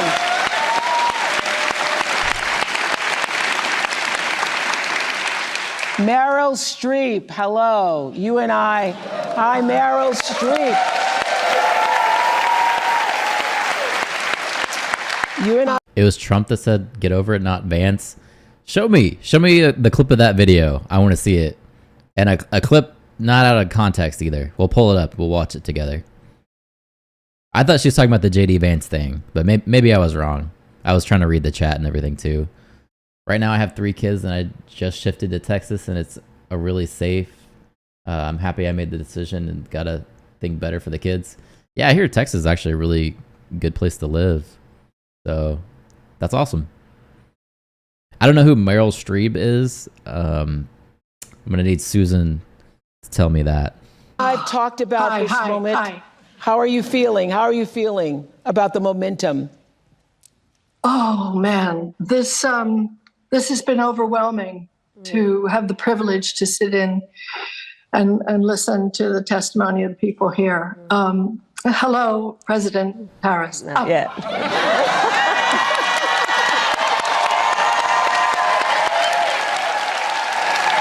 No, she didn't. 47 days. 47 days, yes. From my mouth to God's ear. And hello, Oprah. I think the word of the day has been preventable. Preventable. All of this, the surround of hatred and venom and toxicity and encouraging some segment of Americans to hate other segment of Americans. That was a planned error. You nailed that one. Of course it was. Just crazy, and nobody wants it. We're done. That's right. We're done with it. I wanted to ask you. I can't believe I have this opportunity. Say something. Jesus. I probably never will again. If I have a little Debbie Downer moment, because actually, I think you're going to win. I'm sure you're going to win. But what happens when you win and he doesn't accept it? And okay, that's a good question. I'm down with that question. You know that there's going to be this long slog of shenanigans. And I'm wondering where... I keep telling my wife that if he doesn't win, there's going to be riots in the streets. I'm ready for chaos. All hell's going to break loose. It's going to be really bad. I recently shifted to Alabama, and God, sweet home Alabama. The stereotypes are crazy, but my job is placed here, so I got to stay here. I've been through Alabama. It depends on what part of Alabama you're in, too. There's some that are more built up than others, so I guess it just depends on where you're at. How we get to that moment, how we preserve certification on January 6th. Because if it doesn't happen, it'll be maybe thrown back to the legislatures of the states. And I've been working with state government citizens campaign, which is sgcamerica.com. So they're great. They're doing The last thing I'm worried about is there being any legal issues of him not accepting the election. I'm worried about Trump tweeting some stuff, and the next thing you know, all hell breaks loose. Brother, I'm in Florida. This is a lot of MAGA country around me. They're gonna be burning shit down. unglamorous down ballot work of promoting those candidates. Yeah, because Florida.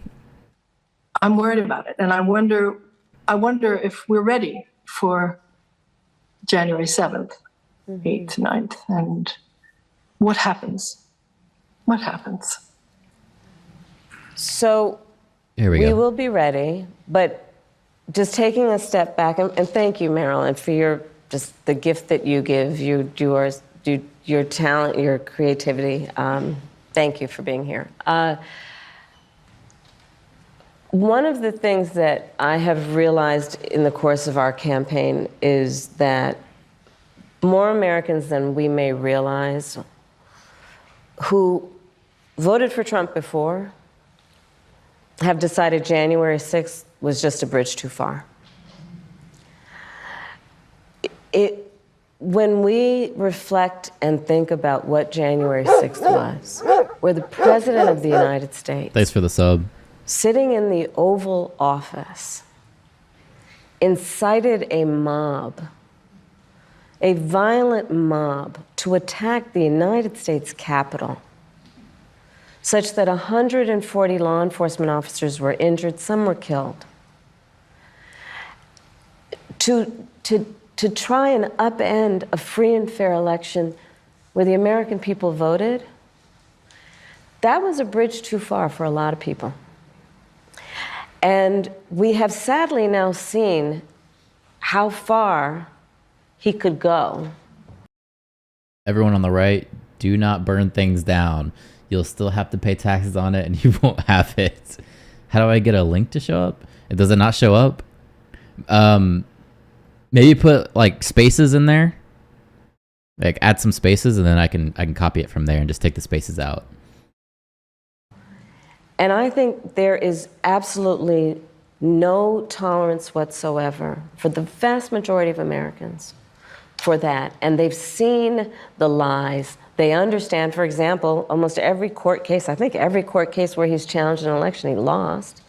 I said on the debate stage, look, because he's having a very difficult time, obviously, processing the fact that 81 million people fired him, right? But, so there is that it really was a bridge too far for so many people that they are not willing to repeat. But the other piece of it is the lawyers are working. It's very important that we all speak to our friends and our neighbors about misinformation and help them now see how it occurs, where it is occurring. It is important that we stand up for the integrity of poll workers and people who are working on election day.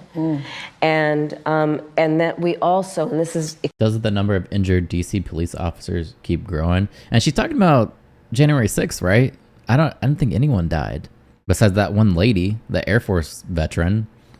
Does Kamala have a twitch like Trump? Doubt it. Highly doubt it.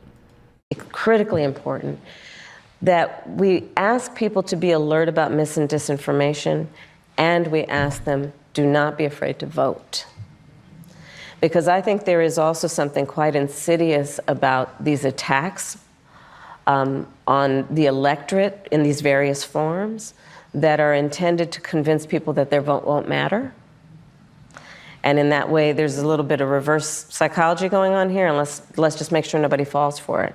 Your vote does matter, and we cannot let anyone ever take our power from us. We can never let anybody silence us.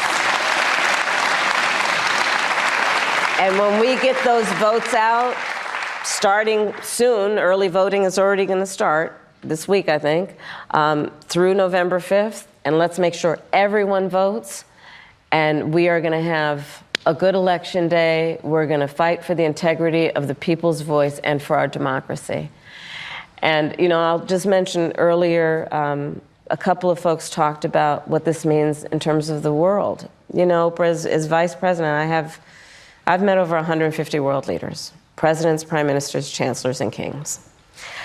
And the thing about representing the United States of America is when we walk in those rooms around the world, we have historically and traditionally been able to walk in those rooms, chin up, shoulders back, with the self-appointed and earned authority to talk about the importance of democracies. People around the world are watching right now. Because you see, the thing about walking into a room and being a role model is people watch what you do. Is she going to forget if she gets asked about political calls for violence like Karine did? Nobody will be able to get that close to her to ask a question like that. Ducey's not going to ask her any questions ever. Her team is never going to let anybody ask her any of those hard questions. Even the debates, they wanted to have a Fox News debate, and she wouldn't accept it unless it was CNN for both debates. That's how controlled the messaging is here. It Won't Work was from January. That's a year after a shooting. Man, YouTube's filtering everything. I don't know why they're filtering on the links. What can you give me the title of it?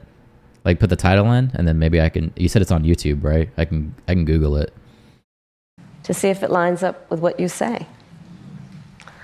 And in that way, the consequences of this election are directly going to impact the American people and people around the world. That's what we're fighting for, and those are the stakes. And that's why we're going to win, because we know what we're fighting for, because we know what we stand for. Thank you, Meryl. So, thank you, Meryl. What is on your heart to say to the American people as we have 47 days until November 5th? What's on your heart? To say to particularly those people who are still undecided or maybe indifferent or on the fence still? We love our country.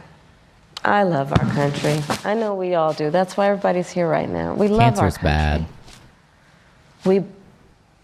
We take pride in the privilege of being American. And this is a moment where we can and must come together as Americans, understanding we have so much more in common than what separates us. Let's come together with the character that we are so... She seems exhausted just trying to appeal to emotions so hard. Like she doesn't have it in her anymore. Still no rich pay their fair share question yet? Not yet. We still got time. It could come up. Proud of about who we are, which is She we got are like an 4 minutes. optimistic people. We are an optimistic people. Americans, by character, are people who have dreams and ambitions and aspirations. We believe in what is possible. We believe in what can be. And what has been to who can be what it is. We believe in fighting for that. That's how we came into being. Bro, what the fuck is she talking about right now?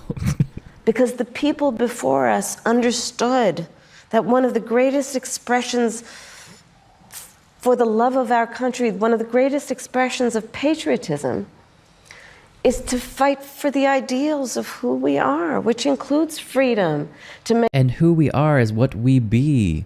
And what we be is without nothing of freedom. Make decisions about your own body, freedom to be safe from gun violence, freedom to have access to the ballot box, freedom to be who you are and just be, to love who you love openly and with pride, freedom. So you gotta throw in the gay people. She brought it, like she went way out there. Nobody was really tracking on what she was talking about, but she brought it back with the gay people. Stick to that. Just stick to it. You're good to go. I Googled get over it. Gun violence Trump. Kamala has a clip on her IG. Oh, so now we're getting deep in the propaganda there. We're going straight to her IG. The producers told her to fill in 4 minutes. Let me see if I can Google it, Paul. To just be. Where is it? And that's who we are. We believe in all that. And so this is a moment where we stand knowing what we are fighting for. We're not fighting against. It's what we're fighting for. Thank you. Thank you. Madam Vice President. Thank you. And I want to say, thank you, Madam Vice President. I also want to say... Okay, well, The Guardian has an article. We can bring that up. I don't know if it has a clip attached to it, but this is the first thing that came up. Trump tells Iowans to get over school shooting at campaign event. It says the former president made the comment 36 hours after one student was killed and 7 people wounded during the first day of school. Donald Trump told an audience at a campaign event on Friday in Iowa to get over it. Or get over a deadly shooting at a high school in the state a day earlier. So this is what they're saying. Where's this quote? Okay. Nope. Where's the quote?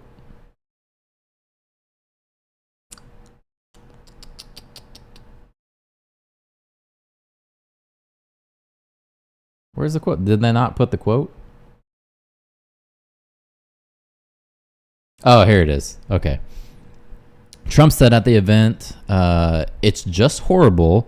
So surprising to see it here, but we have to get over it. We have to move forward. Interesting.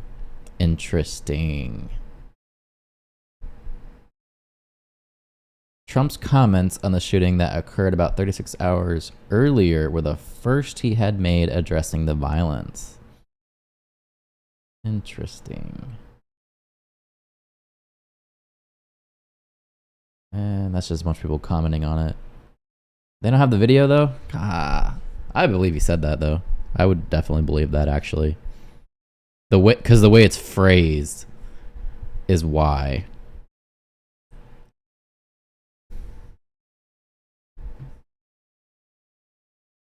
Thank you, Joe Taker. Thank you, Joe Taker. Who started the gatherings on Zoom and all of the grassroots. Now, each of you listening tonight, you become your own grassroots organization to go forward and do something, coming together for the largest Zoom call we've all ever had. Thank you so much. And I just want to say, for all of you watching who are still... She sounded like she was on pills. Oh, man. This kind of sounds like good people on both sides. I was still trying to find the video. I didn't find the video. But I believe that quote. The direct quote they took there. I believe he said that like that. Yeah, I'm not disputing that. On the fence. You're in the middle. You're independent, as I am. Or whether you're just still don't know what you're going to do. This is the moment for all decent people, all caring people who want the best for yourself and you want the best for other people.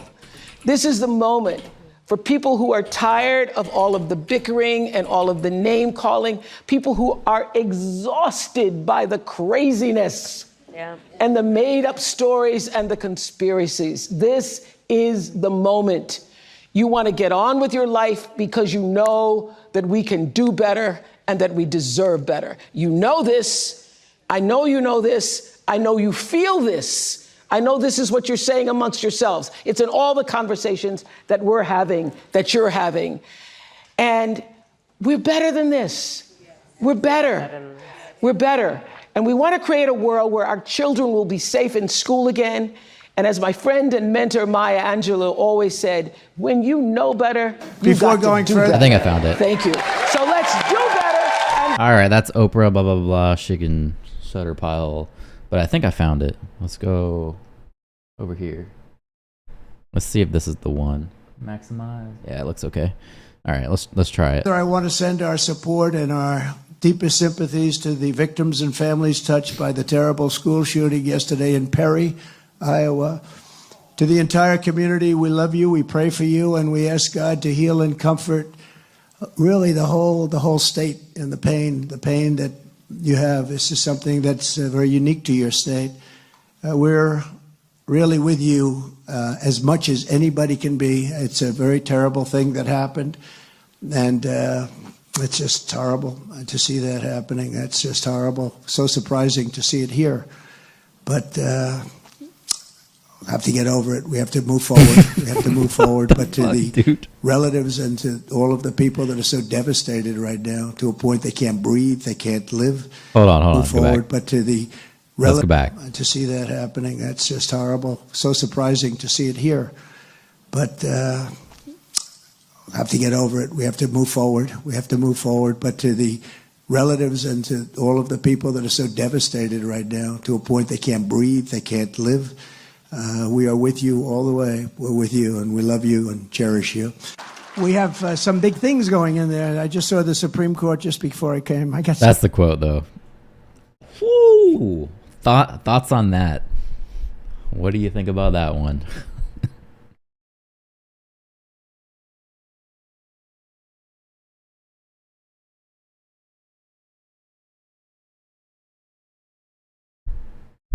There's a video that was slowed down to make her sound drunk, dirty. Yeah, I saw that. It was like Libs of TikTok or whatever that X account is.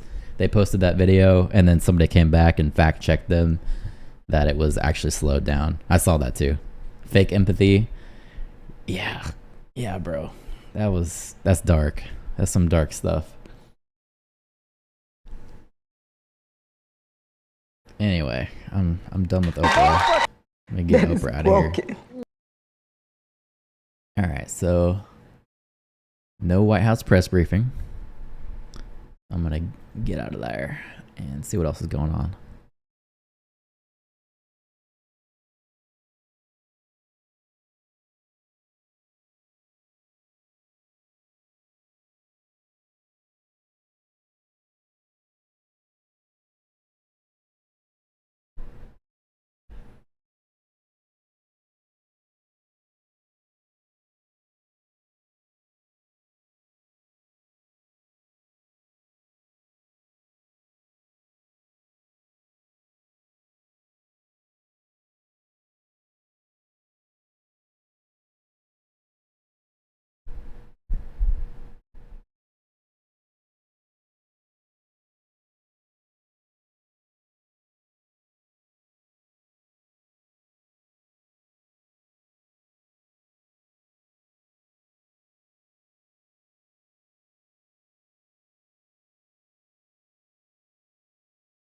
Let's see if I got.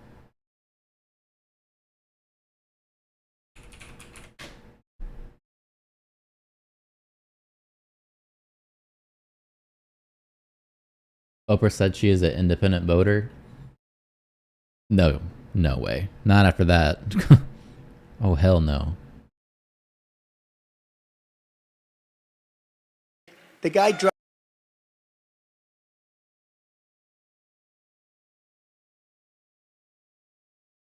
So just to be balanced and fair, I'm probably going to watch this Trump speech next. But first, I'm going to go to the restroom. Because we've been at it for like almost 2 hours now. So I'm going to watch this one. This Trump video here. Let's see if they have a better one, actually. The feed here is kind of... it's okay, right? Make sure we got 1080p. Let me look. It's okay.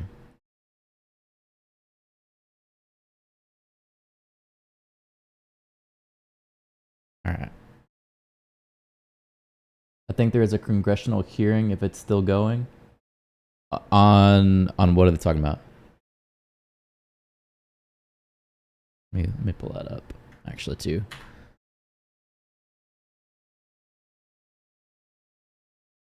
I see UN General Assembly. I see Biden giving a speech on curtailing synthetic drugs. I think it might be over.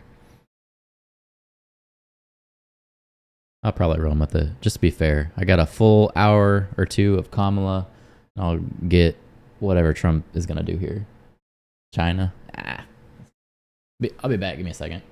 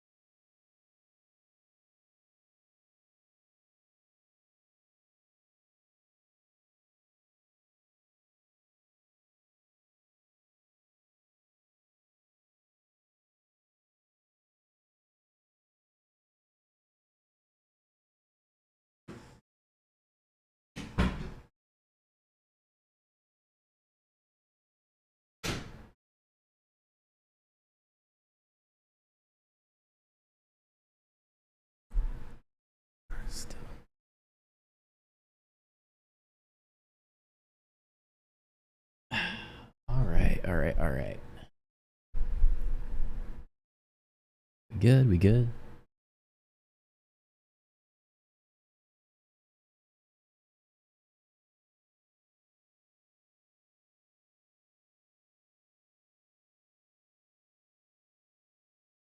All right, so we got Trump coming out in Savannah, Georgia. I haven't heard him speak in a while. It's been a minute.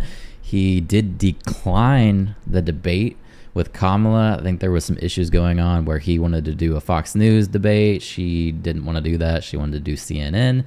So he felt it in his best interest to deny doing a second debate. So hopefully he talks about that and his issues maybe they were dealing with as they negotiate having a debate.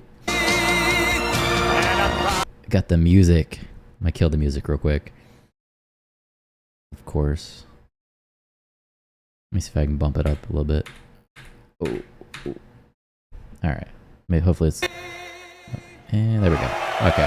Thank you very Good. much. Thank you very much. America.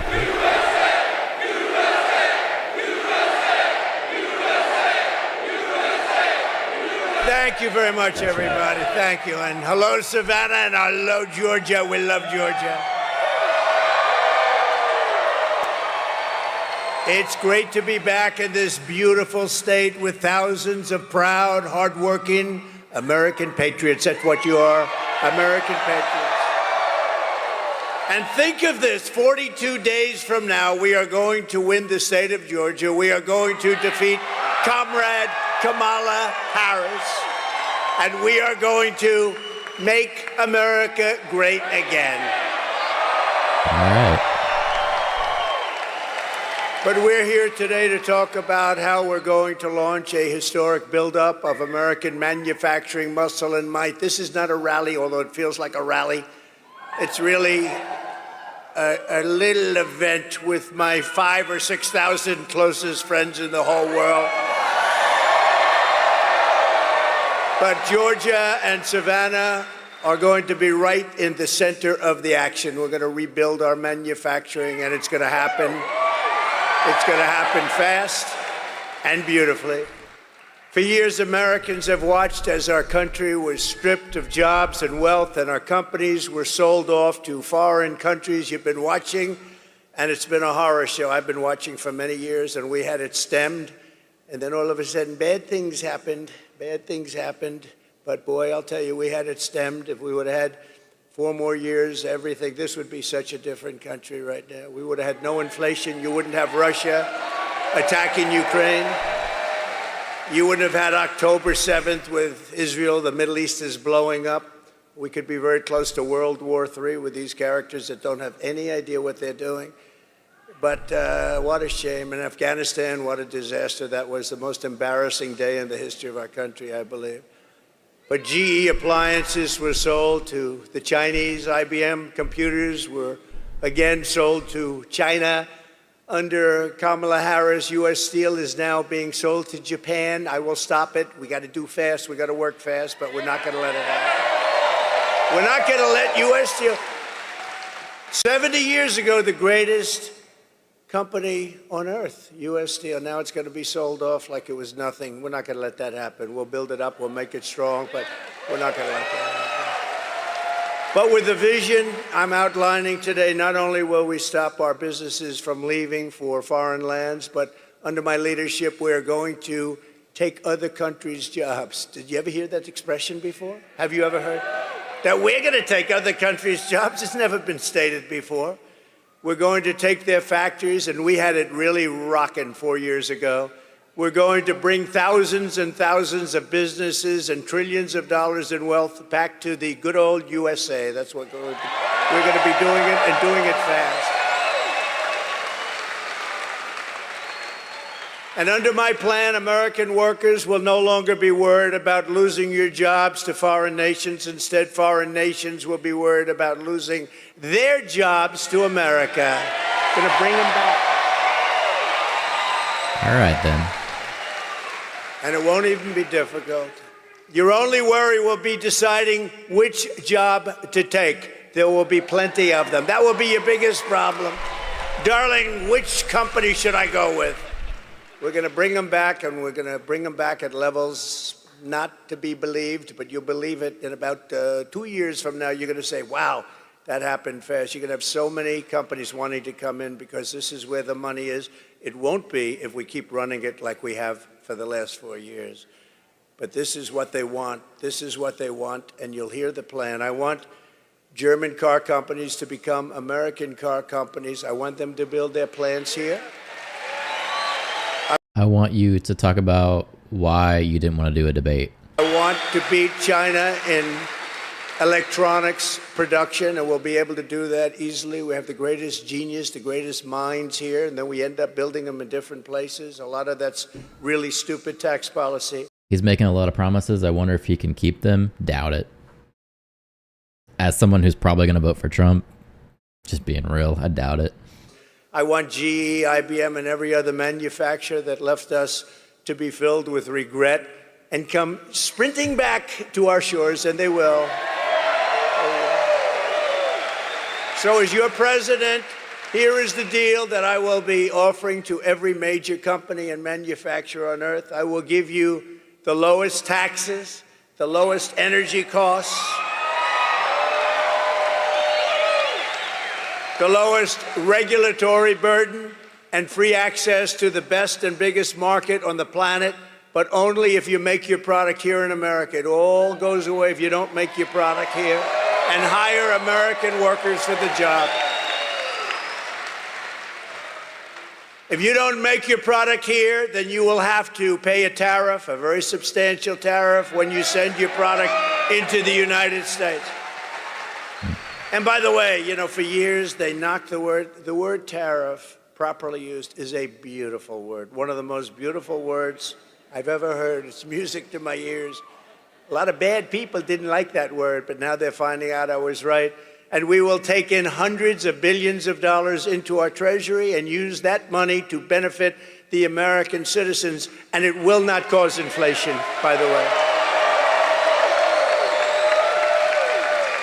And you know, I took in from China hundreds of billions of dollars in taxes and tariffs, and I had no inflation. We didn't have any inflation, 1.2%. We had essentially no inflation. Now, you've had, over the last 4 years, you've had the highest inflation, I think, in the history of our country. Somebody said, no, sir, it's only 58 years. Well, that's pretty bad, too. I think it's really in the history of our country. This is the policy that built America, and this is the policy that is going to save America. It's going to save us, because we have gone so far down in so many different ways, not to mention the border, not to mention 21 million people pouring in from places unknown, totally unvetted. It almost sounds like he has a laugh track. But like I've always called it, because it's a very beautiful and simple term, it's called America First. We're putting America first.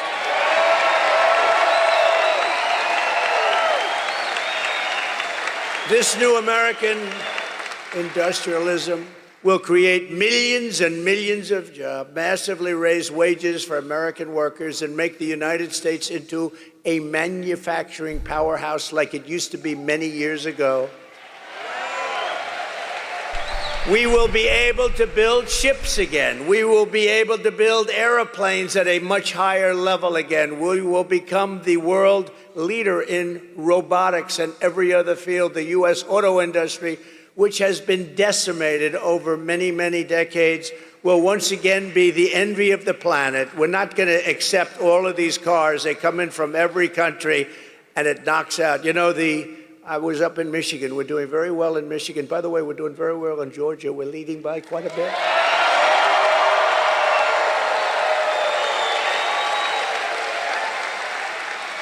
But pretend you're 1 point down, please, and go and vote, okay? Don't. Just go vote. You got to vote. We got to win this. If we don't win this election, our country is gone. I really believe it. On your streams? I mean, they should be starting to pay me something now. They just let me into the partner program, but I haven't seen anything yet. So hopefully within, like, I don't know, multiple days, they start giving me something. To the auto workers in Michigan, Georgia, and all other parts of our country, I am pinpointing you for greatness. Your industry has been decimated by many decades of incompetent leadership, both political and at your company level. You had presidents of your company that sold out our country. They didn't know what they were doing. They were horrible.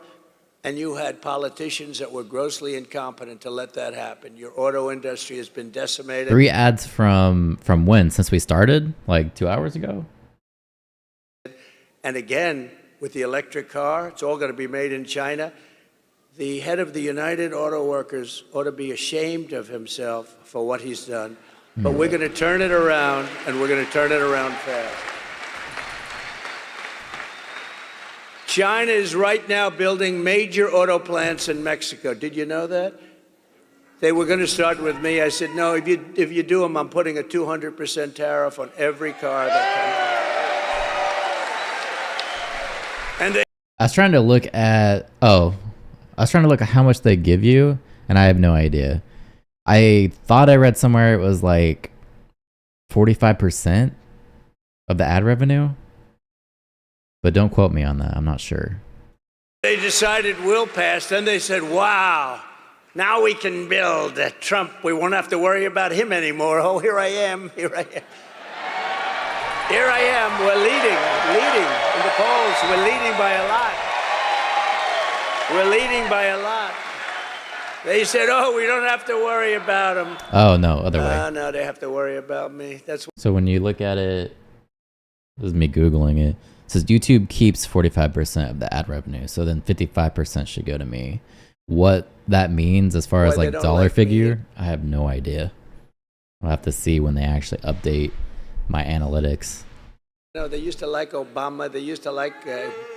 They like Biden. You know why? Because I notice even for me, though, I've been getting a lot more ads, too. I think YouTube's really pressing for people to get, what's that thing called? Premium?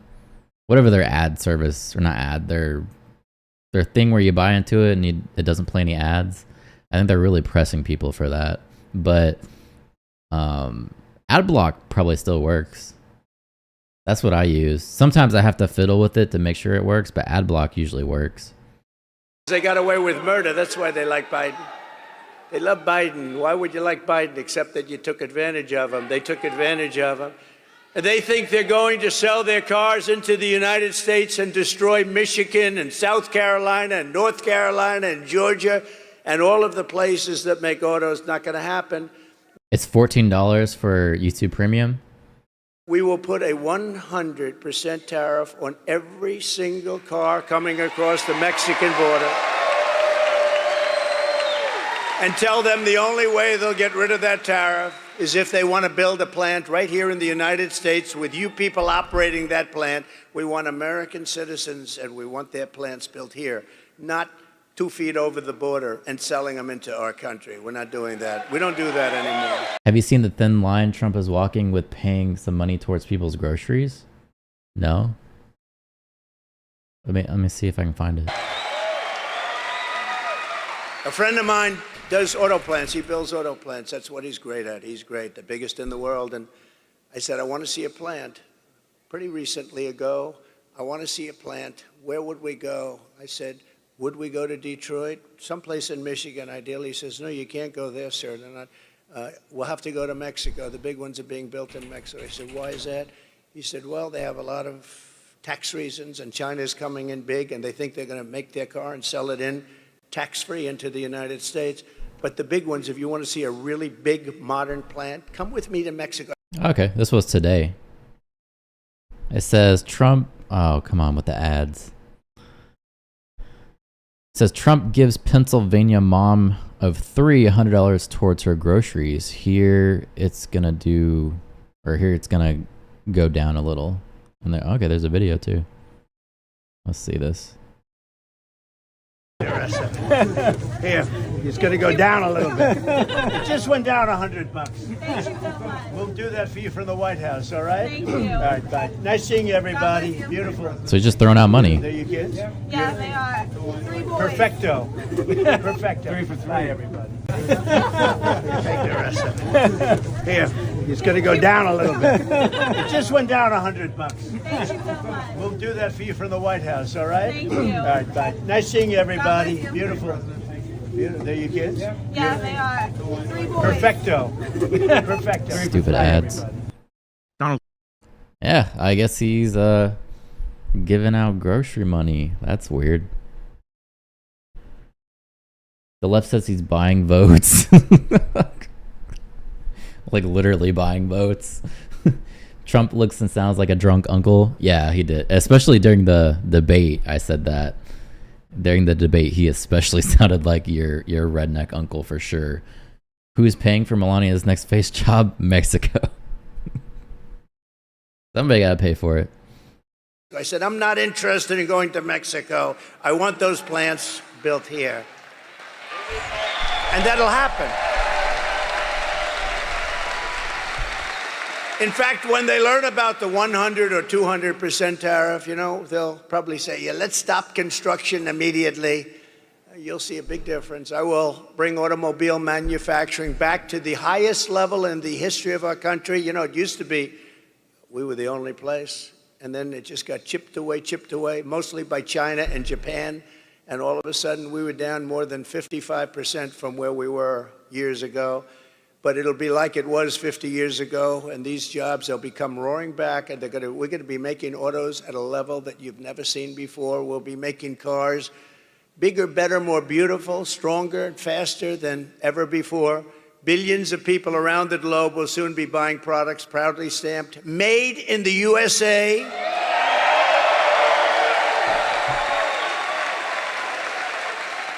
Or if you prefer, if you have to do it, made in One mother. Melania is hot and her old photo shoots are great, in my humble opinion at least. You're a scholar. in Georgia. You can do that. And they'll be exported through the port of Savannah. We had a little bit to do with that deeper port. Under my leadership, we helped deepen the port. You know that. We helped deepen the port once, and now I understand they want to do it again. And we will get in, and we will get that done very quickly. We'll work with your governor, and we're going to get that done very quickly. This will be a major undertaking involving the Army Corps of Engineers and transportation officials throughout your state. It's going to happen fast. This will happen so fast, you're going to say, gee, I thought he just said we're going to do it. You know, we have a strength over environmental impact statements. Sometimes they'll delay a project for 20 years, 25 years. With me, I think if it takes more than a month to get an approval, my people are not doing a very good job, all right? We'll get it done very quickly. With a world-class port and a world-class workforce, this city will soon become one of the premier export hubs anywhere on earth, tripling and quadrupling traffic as your power will lead an American manufacturing boom. We're going to have a manufacturing boom, and a lot of it's just taxation policy, tariff policy. They're going to come roaring back. When they have to pay tariffs to come in, but they have incentive to build here, they're going to come roaring back. It's this. It's not muscle. It's all right there. That's a muscle, too, they say. By contrast, listen to the deal, Kamala Harris. Have you heard of her? Trump pledges tariffs and repeats false claim of Chinese automakers building big Mexican factories. Okay. Trump, stop trying to rinse a dry towel. Mexico is poor. Yeah, I agree. Absolutely. He tried it his first term. Didn't work that well. You know, I had the first debate, and after that, Biden was down 21 points. And they went to him and they said, you're going to lose, you can't win, you're out. This is a coup, by the way. This guy had 14 million votes. We're going to put in somebody else. The last person was going to be Kamala Harris, but then they decided to be politically correct, and she got the job. She was the last one. There were 14 people mentioned. She was number 15, and she got the job. And if you saw her with Oprah the other day, or if you saw some of these interviews, there's something going on up there. We just had 4 years of that. We can't have another 4 years. So get this, Paul. Like you put the title in the chat. It shows up through. I use this program called Restream to put it on the chat on the screen. But when I look at the YouTube chat to go and copy it, your thing's not in there. So it's like it knows the title of whatever article you're talking about as well, and it removed it, even though it's not a link. Right? You guys see it in the chat on YouTube? It's gone. But it showed up on the video. So now I can't even see it. I don't know what the title was. What the hell? I don't know why YouTube is censoring everything so much either. It makes no sense. Because well, no, that was probably Twitch. On Twitch, they don't censor as much. Yeah, on Twitch, I'm pretty sure people can even post links on Twitch. It's not going to happen.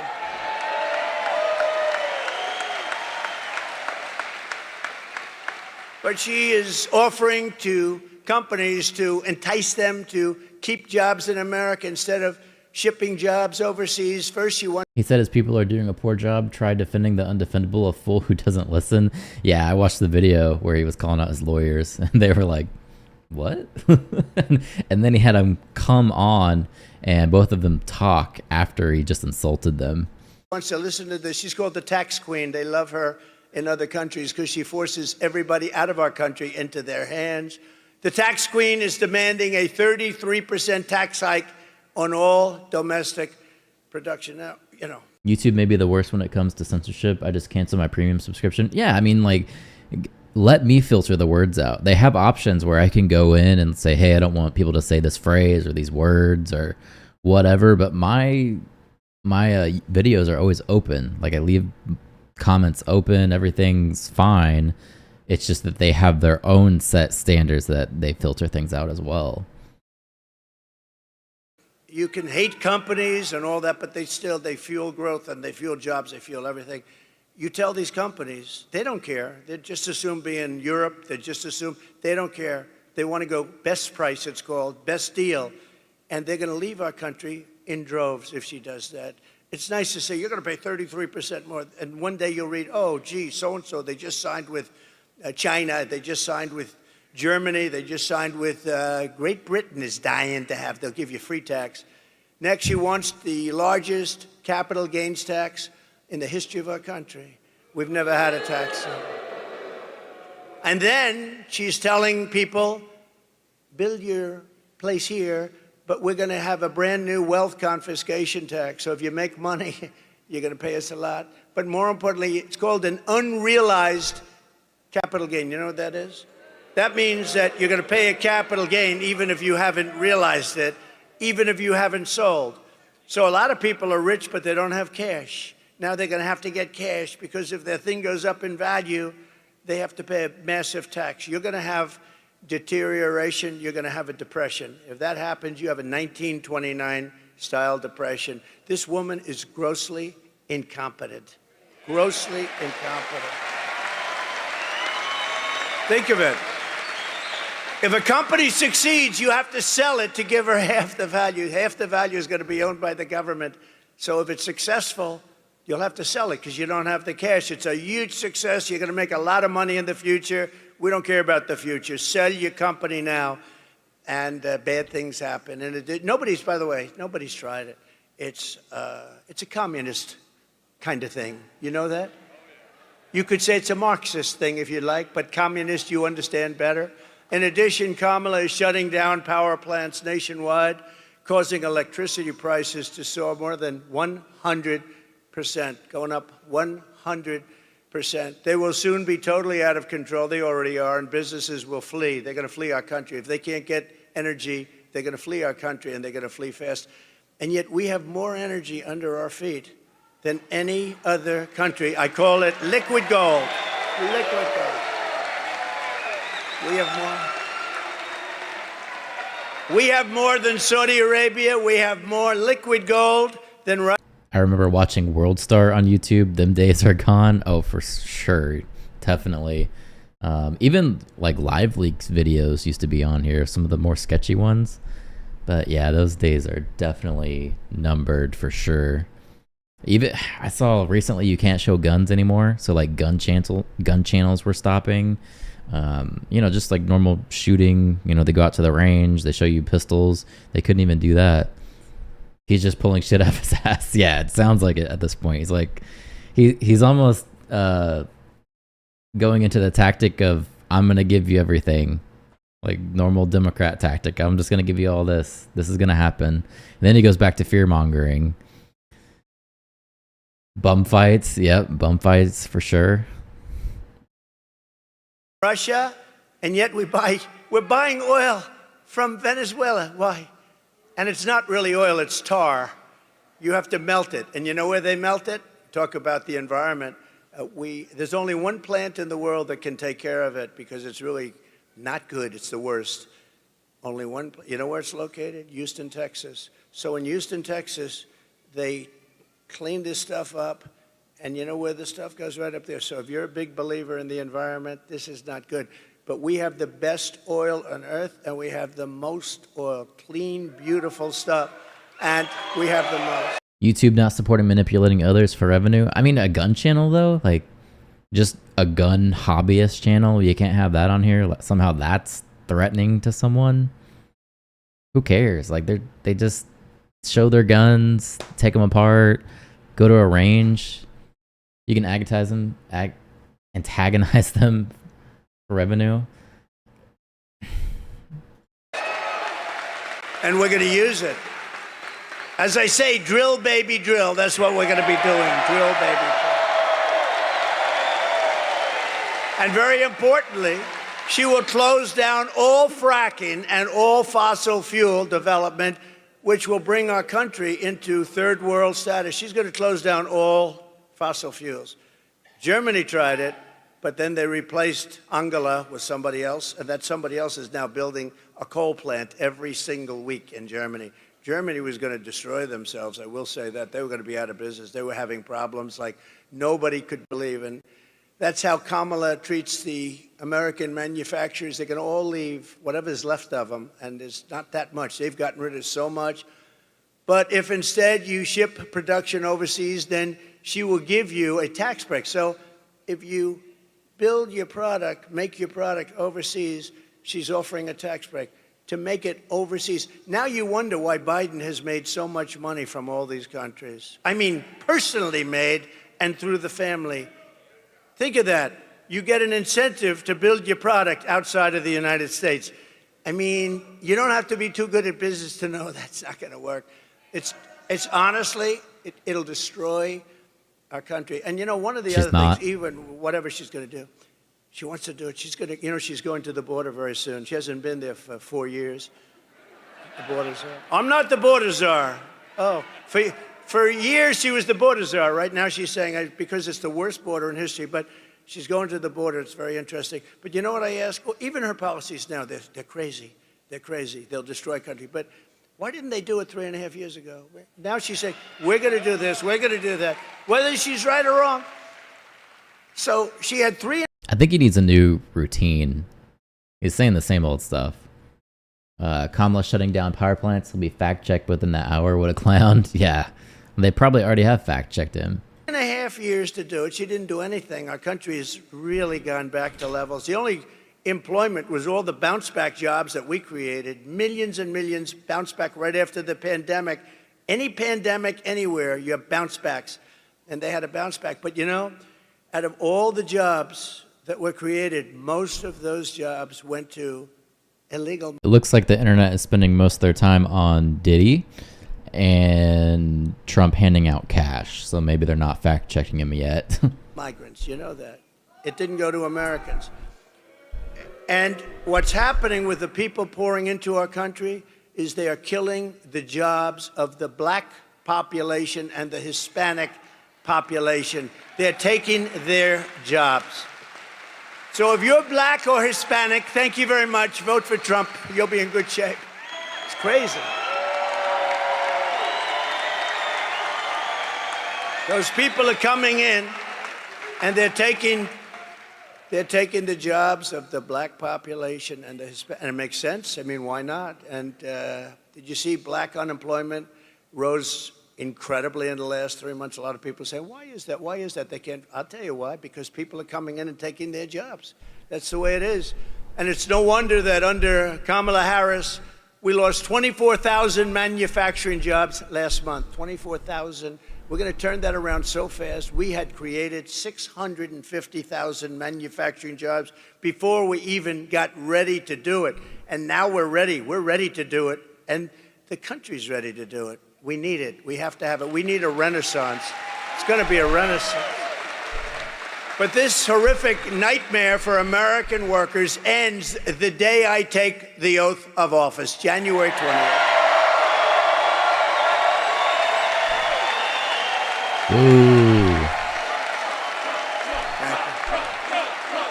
I like chanting now.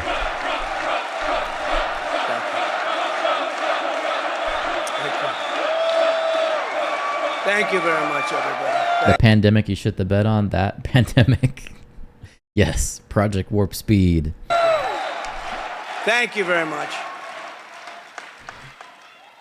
So, listen to how good it is. It's so easy. It's so easy.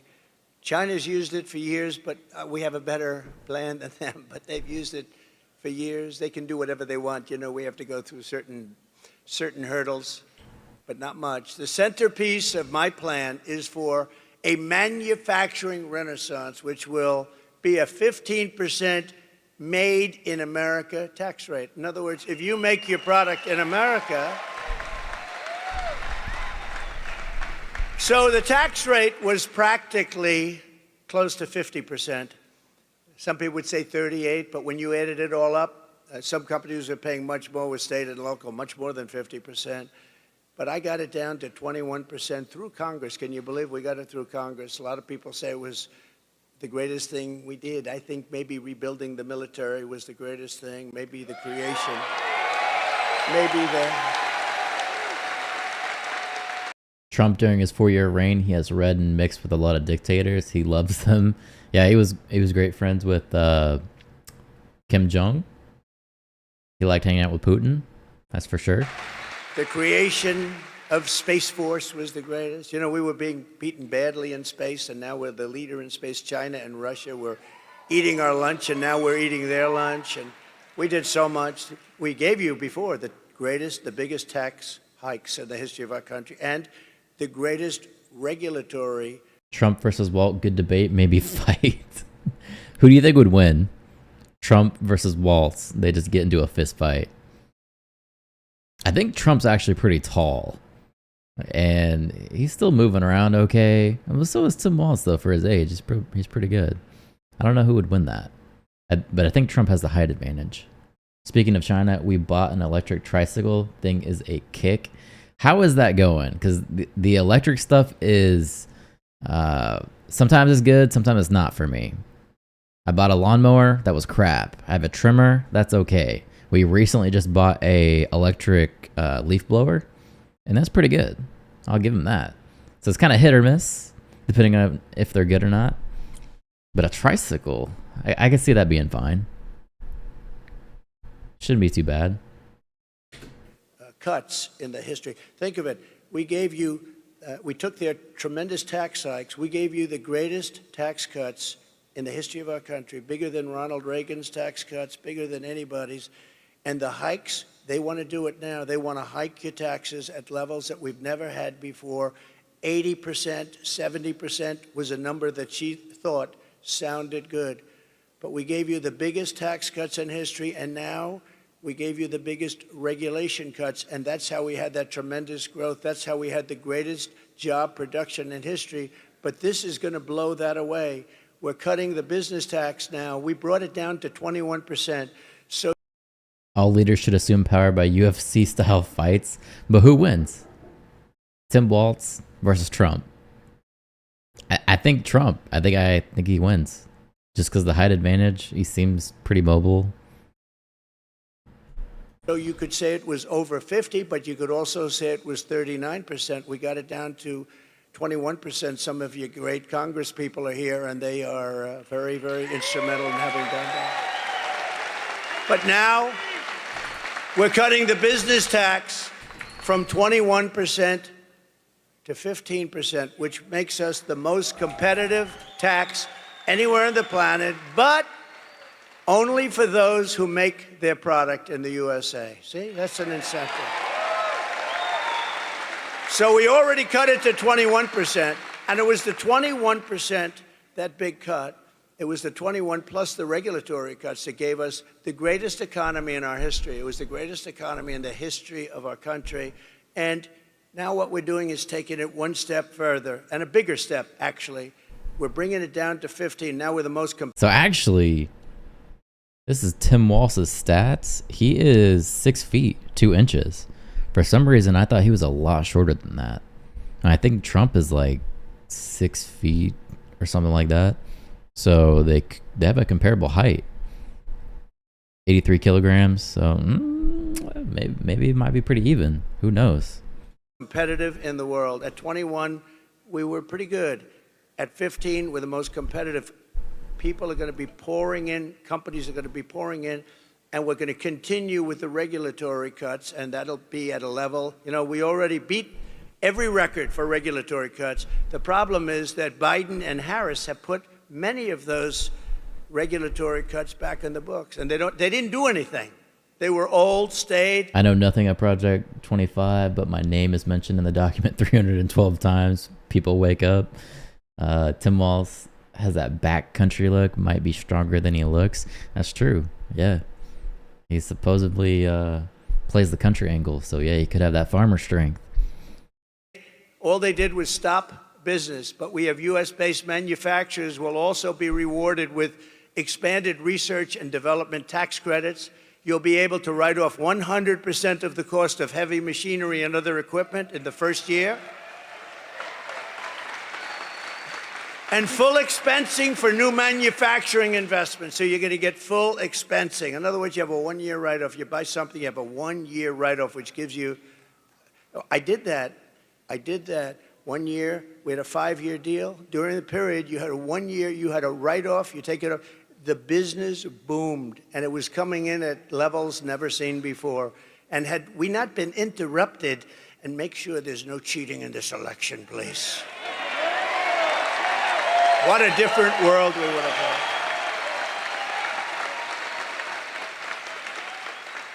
But it all helped to build the sprawling, state-of-the-art plants our country needs to be. And I have a bunch of works tools that have been great. I have a Hart self-propelled mower. The battery had connection problems on the charger and mower, and I bought it new in a box on Marketplace. So yeah, it seems like the mowers are not good, but when you're talking about tools, my neighbor actually has it's like a saw that he used to trim the trees, and it was really good. I would buy something like that for sure. Saw a guy lose his leg driving in the bus lane, hit a bump, fell bus, ran over his leg on a scooter. Ew, Jesus. Yikes. Yeah, Marketplace doesn't have a warranty, so yeah, it's a bummer. So it seems like the mowers are not good, but some of the little power tools are, that's nice.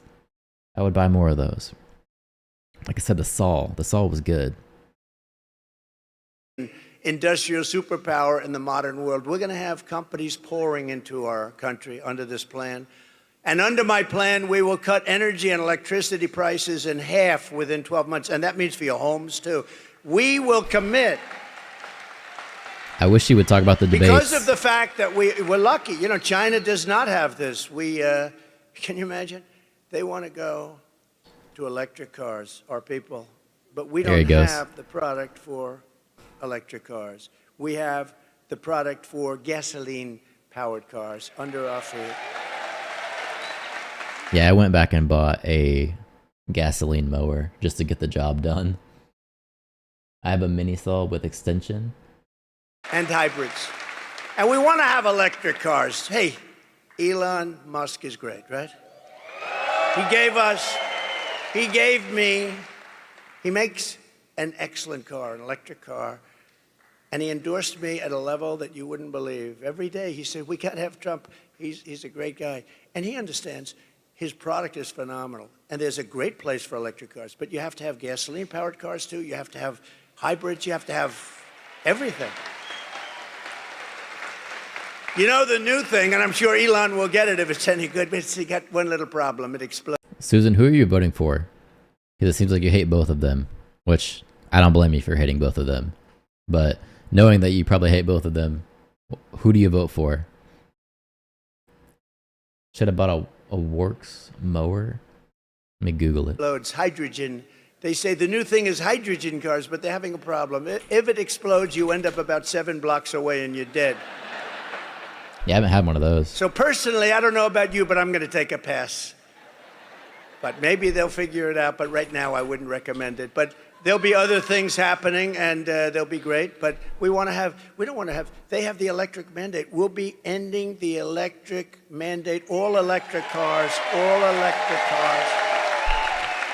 We'll be ending that immediately. But more important, The one I bought was a Ryobi for the electric lawnmower, and then I went back and I got a Honda for my gas one, which is the Honda one. Is great, self-propelled, cuts anything, you know, love it. importantly, we will be able to quickly double our electric capacity, which will be needed to compete with China and other countries on artificial intelligence. You know, to do artificial, which is a big hot thing that's happening now. They say it's the next big wave. I don't know. It comes with risk, but it's the next hot thing. But it needs massive amounts of electricity. So if you took all of the electricity in our country right now, which isn't enough, because in California with Governor Newsom, you have blackouts and brownouts. How about him? He wants to go all electric cars, but he can't give you air conditioning in the summer, right? Let's go all electric, but we have a blackout every 10 seconds. It's crazy. It's crazy. But we're going to do things that nobody has ever really had the courage to do, but it doesn't take courage. It's common sense. You know, we're the party of common sense, okay? We're conservative, all that stuff. Who cares? We are the party of common sense. We will build new power plants. But think of this, the electric. So if you took all of the electric that we have right now in our country. EVs will end up like gas shortage during World War II. Power will be rationed. Yeah, but they'll probably ration gas as well. And electricity. They'll ration everything. And then you're screwed. There is no mandate. China's already electric, so is American. You need that more than doubled to be able to compete with China. So they need more than double the electricity that we currently have to have the artificial intelligence, which will be a massive field. And China is already building plants, electric plants. And we have a problem because we have things called environmental impact statements and various things you have to go through. I will get them approved so fast because China doesn't really need approval. President Xi says, okay, build that plant. That's the end. There's no environmental impact statement. I would ask him, President, do you go through an environmental impact statement? He says, I am the environmental impact statement. This is why people say that he loves dictators. This kind of talk right here. I should just have all the power is what people are getting out of this. Thus, you go through years and years of torture, but we're going to do it on an expedited basis. And with the lowest energy prices on Earth, we will have the lowest energy prices on Earth because we got lucky. We're right on top of the best stuff in the world. And I'll put Anwar back into play. You know, for Ronald Reagan couldn't do it. Nobody could do it. They couldn't get it done. Anwar in Alaska, the biggest field probably. Trump hates Elon because Elon is the real billionaire. I hate that mofo. That is all. You hate Elon? Come on, how can you hate Elon? Didn't China build dams that took away water from all countries below them? I like Elon because he's fighting for free speech. That's pretty much it for me.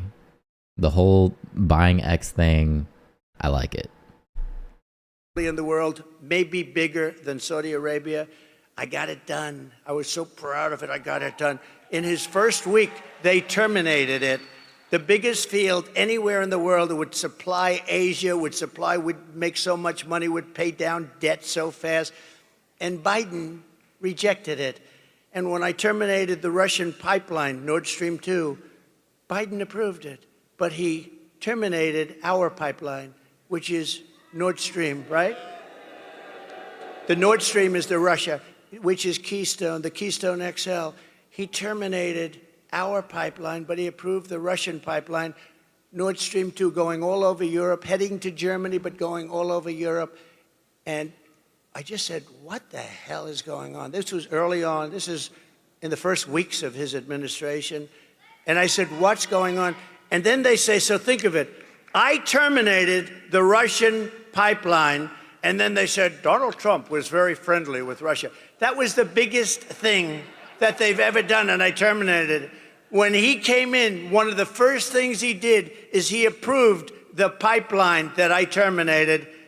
And they say, I was nice. That was the biggest. Putin told me, if you're like this, I would hate like hell to see if you were bad. They say that you've been nice to me. You have not been nice to me. With all the sanctions, but we had the fake Russia hoax, which, by the way, endangers our country when they do that. It turned out to be a total fake. Endangers, we can't have that. From the standpoint of even business, we have to be able to get along with other nations. We have to be able to use the minerals and other things that they have. But we have to make the proper deals, because we can, with the proper deals, there will be nobody on earth that can compete with us in business. We will attract energy-hungry industries. There are a lot of industries will never be able to make it in certain areas because they don't have energy, but we have energy-hungry industries that will attract them from all over the planet, meaning millions and millions of blue-collar jobs and jobs of every type. To slash burdens on workers and businesses, we will cut 10 old regulations for Elon should stay off the internet. His latest comment about Kamala, he has Secret Service FBI watching him. What did he say? I forgot what he said. I think I heard something about it, though. Not a big Elon fan, but thank God he bought X, the only social media platform that you can have an honest conversation. Yeah, that's pretty much my extent of liking him. I like that he's actually trying for free speech. Clown with a lot of money. For every one new regulation, and I did that for 4 years, and we got it up to 7 for 1. Nobody's ever seen. I cut more regulations than any president in history in 4 years.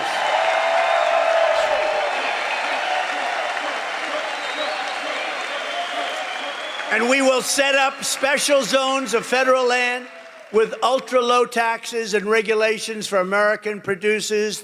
These will be ideal spots for relocating entire industries that we've taken in from other countries. They're going to come in at levels that nobody's ever seen before. They want to be. All right, I think I'm done with him. Nothing new there. I thought he was going to talk about the debates, but he's just rambling on with a bunch of crap we already heard before, which is boring, so I'm not even going to go there.